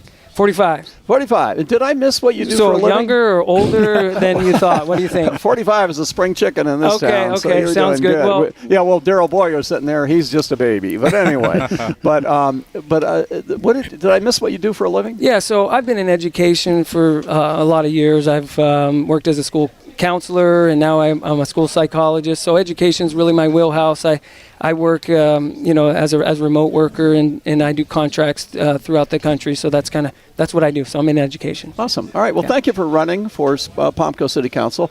Everybody that runs for anything, I have all the respect in the world for, and best of luck to you. Thank you so much. It's been an adventure, and thank you for having me on, David. All right. Andrew Werner, you'll see his name on the ballot and maybe knocking on your door. Are you doing door knocking? I do a lot of door knocking. Yes, Yeah. that's actually one of the big joys of the campaign for me is going door to door and just meeting people where they're at, where they're comfortable, so they can tell me exactly what is important to them. All right, good for you. All right, well, thanks a lot. Best of luck to you. Okay, thank you so All right, much. we got a few minutes later. They've taken the tablecloths off of all the tables here. I think we're in trouble. Daryl Boyer. The door's automatically locked. We're gonna be here tonight. Well, we have 5 more minutes here. Awesome. Daryl Boyer, how you doing? Yeah, I'm excited to be here. You've been busy all night. I've seen have, you shaking hands and talking to people. Daryl is running for our state house. And you've been working hard. I am. I feel like I'm 75 years old. I have back pains now. So, we're asking everybody, men or women, how old are you? 25, yes. Okay, there you go. And I'm you a got spring chicken. And you got back problems already, huh? Uh-oh. All right, well, so... I like your tie, by the way. I know, Daryl. Thank you. Yes. You're not the first to say that. I know. I want one. There. All I'll right. ask you later where you got that. We'll work it out. Okay. We can trade. So about you, okay, let's be honest here with it. You were rocking and rolling, and Paul Renner termed out, and Paul Renner endorsed Sam Greco. Yep. And you worked for Paul, and Paul, he likes you, thinks the world of you and all that, but he didn't pick you to endorse you on it.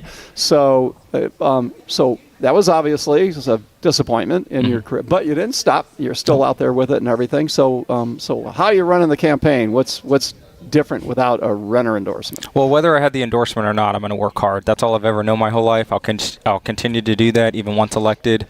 My hometown deserves hard work, and so I think when we look to see, up and down the ballot, when we elect servant leaders, they need to be individuals that are willing to put in the work. Mm-hmm. All right. So why do you want to do this? We don't have time right now to go, but we were on Free for All Friday, and learned about how you've just done great things, tough childhood and all that and everything, and who you are today. Why does politics interest you? Politics does not, but serving people do. That's what ignites me. That's what wakes me up every day, and why I work so hard is for my hometown. I feel like they need this district, with the new map being 2/3 Flagler, 1/3 St. John's. It's so important that we have somebody that's from Flagler County representing our interest in the State House. So obviously Renner, big shoes to fill. And ask your opponent this: how do you make yourself a unique representative? How do you put your stamp if you're elected? How does this become Daryl Boyer's position? Well, when I'm elected, I think the difference between my opponent and I'm from here, my opponent's not. I don't need to use GPS to get around the district. I know my way around here. I know the people. Tonight, it was so inspiring because I ran into some teachers that I've had through K through 12, ran into, the deli individual that worked in the deli growing up at Publix. So now people are excited to vote for somebody that they know. And believe in, because they know me, they've known me my entire life. And so I think it's exciting for this area of Florida. They say that District 19, that because it covers St. Johns County, Flagler County, and just in Ormond Beach, basically. No more Volusia. Oh, that's not no longer just Flagler Volusia. and St. John's. So they got to win Flagler County to win. Yes. And you're in Flagler County. Sam Greco is up in St. Augustine. I don't know. He's okay. I know you don't want, but so I'm just saying that. But you also have to campaign in St. Johns County. So are you doing that? I am. Yep. Both counties. And you knock on doors in St. John's? A lot of doors. Yeah. How many doors have you knocked on so far? A little over 6,000. Wow. Yep. Myself. So what do people say when you homeowners insurance, infrastructure, and more jobs? Those are the top issues when you talk with people. Mm-hmm. All right, inflation. Oh, well, obviously, yeah, that's a national issue as well. With everything. Yeah. Do you think the Florida legislature did a pretty good job? And I'm talking about Governor DeSantis and everything with the budget. And because we have to have a balanced budget here in Florida, And we do, unlike yep. other states and things. And Did we spend the money in the right place here in your district? Yep, and well, especially statewide. When you look at Florida's budget, this past legislative session, we passed a budget with $17 billion for the state of Florida. Yes. I mean, that's amazing. We have one of the largest budgets. When you look at like other smaller countries, Florida's operating budget is much larger. Our reserves, we have a lot of money in our reserves, over 20. On our reserves, which is also nice to look at, because prior to Ron DeSantis' leadership, we did not have that. So, God forbid something happened in the state of Florida, a natural disaster, or, where we needed to pull, now we have money to pull from our reserves. All right, very good. Obviously, Governor Ron DeSantis knows you. You know of him. Yep. You've spent time in Tallahassee working for Paul Renner, and I guess, what I was going to say, is the philosophy of our governor the same as yours in a lot of ways? It is, yes. Yeah. We do align. Yeah, okay. All right, very good. Well, thanks for being here. We're getting kicked out, Yes. We're the only ones The lights left. are There's off. hundreds of people here, and it's just us now, and everybody's giving us the eye, like, are you ever going to leave? Well, awesome. Well, thank you for having me, and I'm excited. Election day is August 20th, so that'll be the Republican primary. I encourage everybody to get out there and vote. All and right. vote local. Daryl Boyer. Yes. All right. Good Can't to say see it you. enough. very much. Thank you. All right, good luck to you. Congratulations Yes, on have the a good night. candidacy. All right, take care. Take care. And I'm sorry? Of course. Oh, good. Okay. Hi, David. We'll go overtime here. Okay. Thank you. All right. We got squeeze in one more No, here. you got that on backwards. There. You might want to turn it there. Yeah, that's right. All There you go. right. All right. This is my You get hair. that mic right next to you there. Yeah, There you go. Thank you. All right, perfect. So Okay, they're hi. holding up the presidential debate for you right now. Well, I feel That's right. honored. We have. So anyway, tell Yes. us all about you. And So my name is Shara Brodsky. I've lived in Palm Coast since 1995. I have received my high school degree from Flagler Palm Coast High and 2 degrees from Daytona State. I also manage a women's boutique called Chez Jacqueline that just celebrated 21 years in business in Flagler County. congratulations. Yes. All right. And so why do you want to run? What's the motivation here? There's a lot of complaints between the residents and the local government, and I thought instead of complaining, I'm going to do something about it. I'm going to be that person. And be what can that, you do about it? I'm going to Yeah. be their voice when they're not in the room. And what are some of the things that happen in the room that you think people are not being properly represented? I feel like, unfortunately, during the times that the council meetings and the residents can speak on their behalfs and their complaints, that they are not able to do that because of work or restrictions, family. So to be that person again, to be their advocate, to know what their needs are, I can do that. It takes a lot of time to be a councilman, city councilman. Yes, it does. I mean, it takes, and you're running a successful business and everything. Time management, I would think, would be something that I would be worried about. I do not own the shop. I manage the shop. I've been there almost 15 years. The owner, Jacqueline Hamilton, knows very well what this will involve and is very willing for me to work part-time as well as be available for any needs. All right. Okay. Very good answer to all that. So you say you're frustrated. That's why you're going to do something about it. What's your biggest frustration with Palm Coast? Well, I know growth is part of the problem, the flooding of the elevations, and just the communication, I believe, between the residents and the local government. Okay. There is a disconnect, and I know some of them feel as if this community is now being ran as a business rather than a community. And there is a huge disconnect. So my mission is to reconnect us, and we are unfortunately, I believe, divided as a country, and my whole mission is to reunite us. The growth, we're small. Well, we're still a small town. We want to, kind of keep that charm, I'm sure, and everything. But you can't fight, the growth that is coming because everybody wants to be here for the same reasons we're here. Absolutely. And they have a right to be here, and they have a right to build on their property, whether it be a business or whether it be a home and all that kind of a thing. Absolutely. With it. So it all comes down to managing it.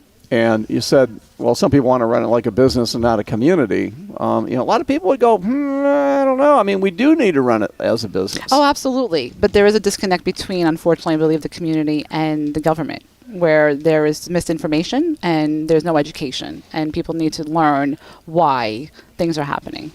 So I've asked, a lot of people, everybody has a strength, everybody has a weakness. We know all Rich Carroll's weaknesses. Yeah. We won't, that'll be the whole, yeah. Anyway, so what are your strengths and what are your weaknesses? Well, my weaknesses, I'll start with that first, is that this is the first time I'm running. And I am not a politician. I am not groomed. I am a resident just like everyone else here. I have to work full time for a living. And I will be learning a lot. So my weakness, I wouldn't even call it a weakness, is just the ability to learn and to educate not only myself, but the residents. My strengths are I've been involved in this community for 29 years and fundraising for over the last 15 years with Chez Jacqueline, raising over hundreds of thousands of dollars, doing fashion show fundraising. So I'm already involved in the community, and now I want to take it to the next level. So you're a good businesswoman. Yes. Even though we should run it as a community? Well, a little combination. There's got to be some kind of balance somewhere. All right. There's got to be balance. So why should they vote for you? Why should voters vote for you? Because I can be that person that they can count on. If they need to contact someone, I will be there, and I will be their voice. All right. Well, you've got a lot of enthusiasm. Yes. Hey, I've asked everybody else. How old are you? I'm 44 years old. All right. There we go. That's we need, some younger people and some. David says that's a spring chicken in this community. Yes, it is. It has turned into that, yes. All right. But we definitely need some young, innovative minds to make this city the most beautiful thing it can be. So the last thing everybody listening and watching on TV right now, we say, all right, Shara Brodsky, vote for you because you need me on your side. Oh, I like that. There's another slogan. Yeah, not enough slogans tonight. That's okay. A good one, well, my slogan is unity in the community, but you need me on your side. Yes. I like that better. The unity in the community. No, I've heard that before. I like the one where you need me on your side. You need me on your side. Yeah. Thank you, David. Go with that one. I'm taking it. All right. I'm running with it. All right. Very good. I think that's pretty much everybody except for the janitor here. Yeah, let's get him over here. Thanks for hanging with us, Thank you Shara. so much. All Thank right. you. Best of luck to you. Thank you. All right. Well, we're getting kicked out of here, but I want to thank the Flagler Tiger Bay Club and also let everybody know that coming up at 9 o'clock here, well, actually, we're probably going to go to the pregame with the CNN, we have to say, the CNN presidential debate. And tonight it's being sponsored by Tom Leake. And he said, hey, I'll sponsor it and get it on the air and everything. So thank you, Tom Leake, for doing that. And he was here tonight, and we didn't get a chance to talk to him.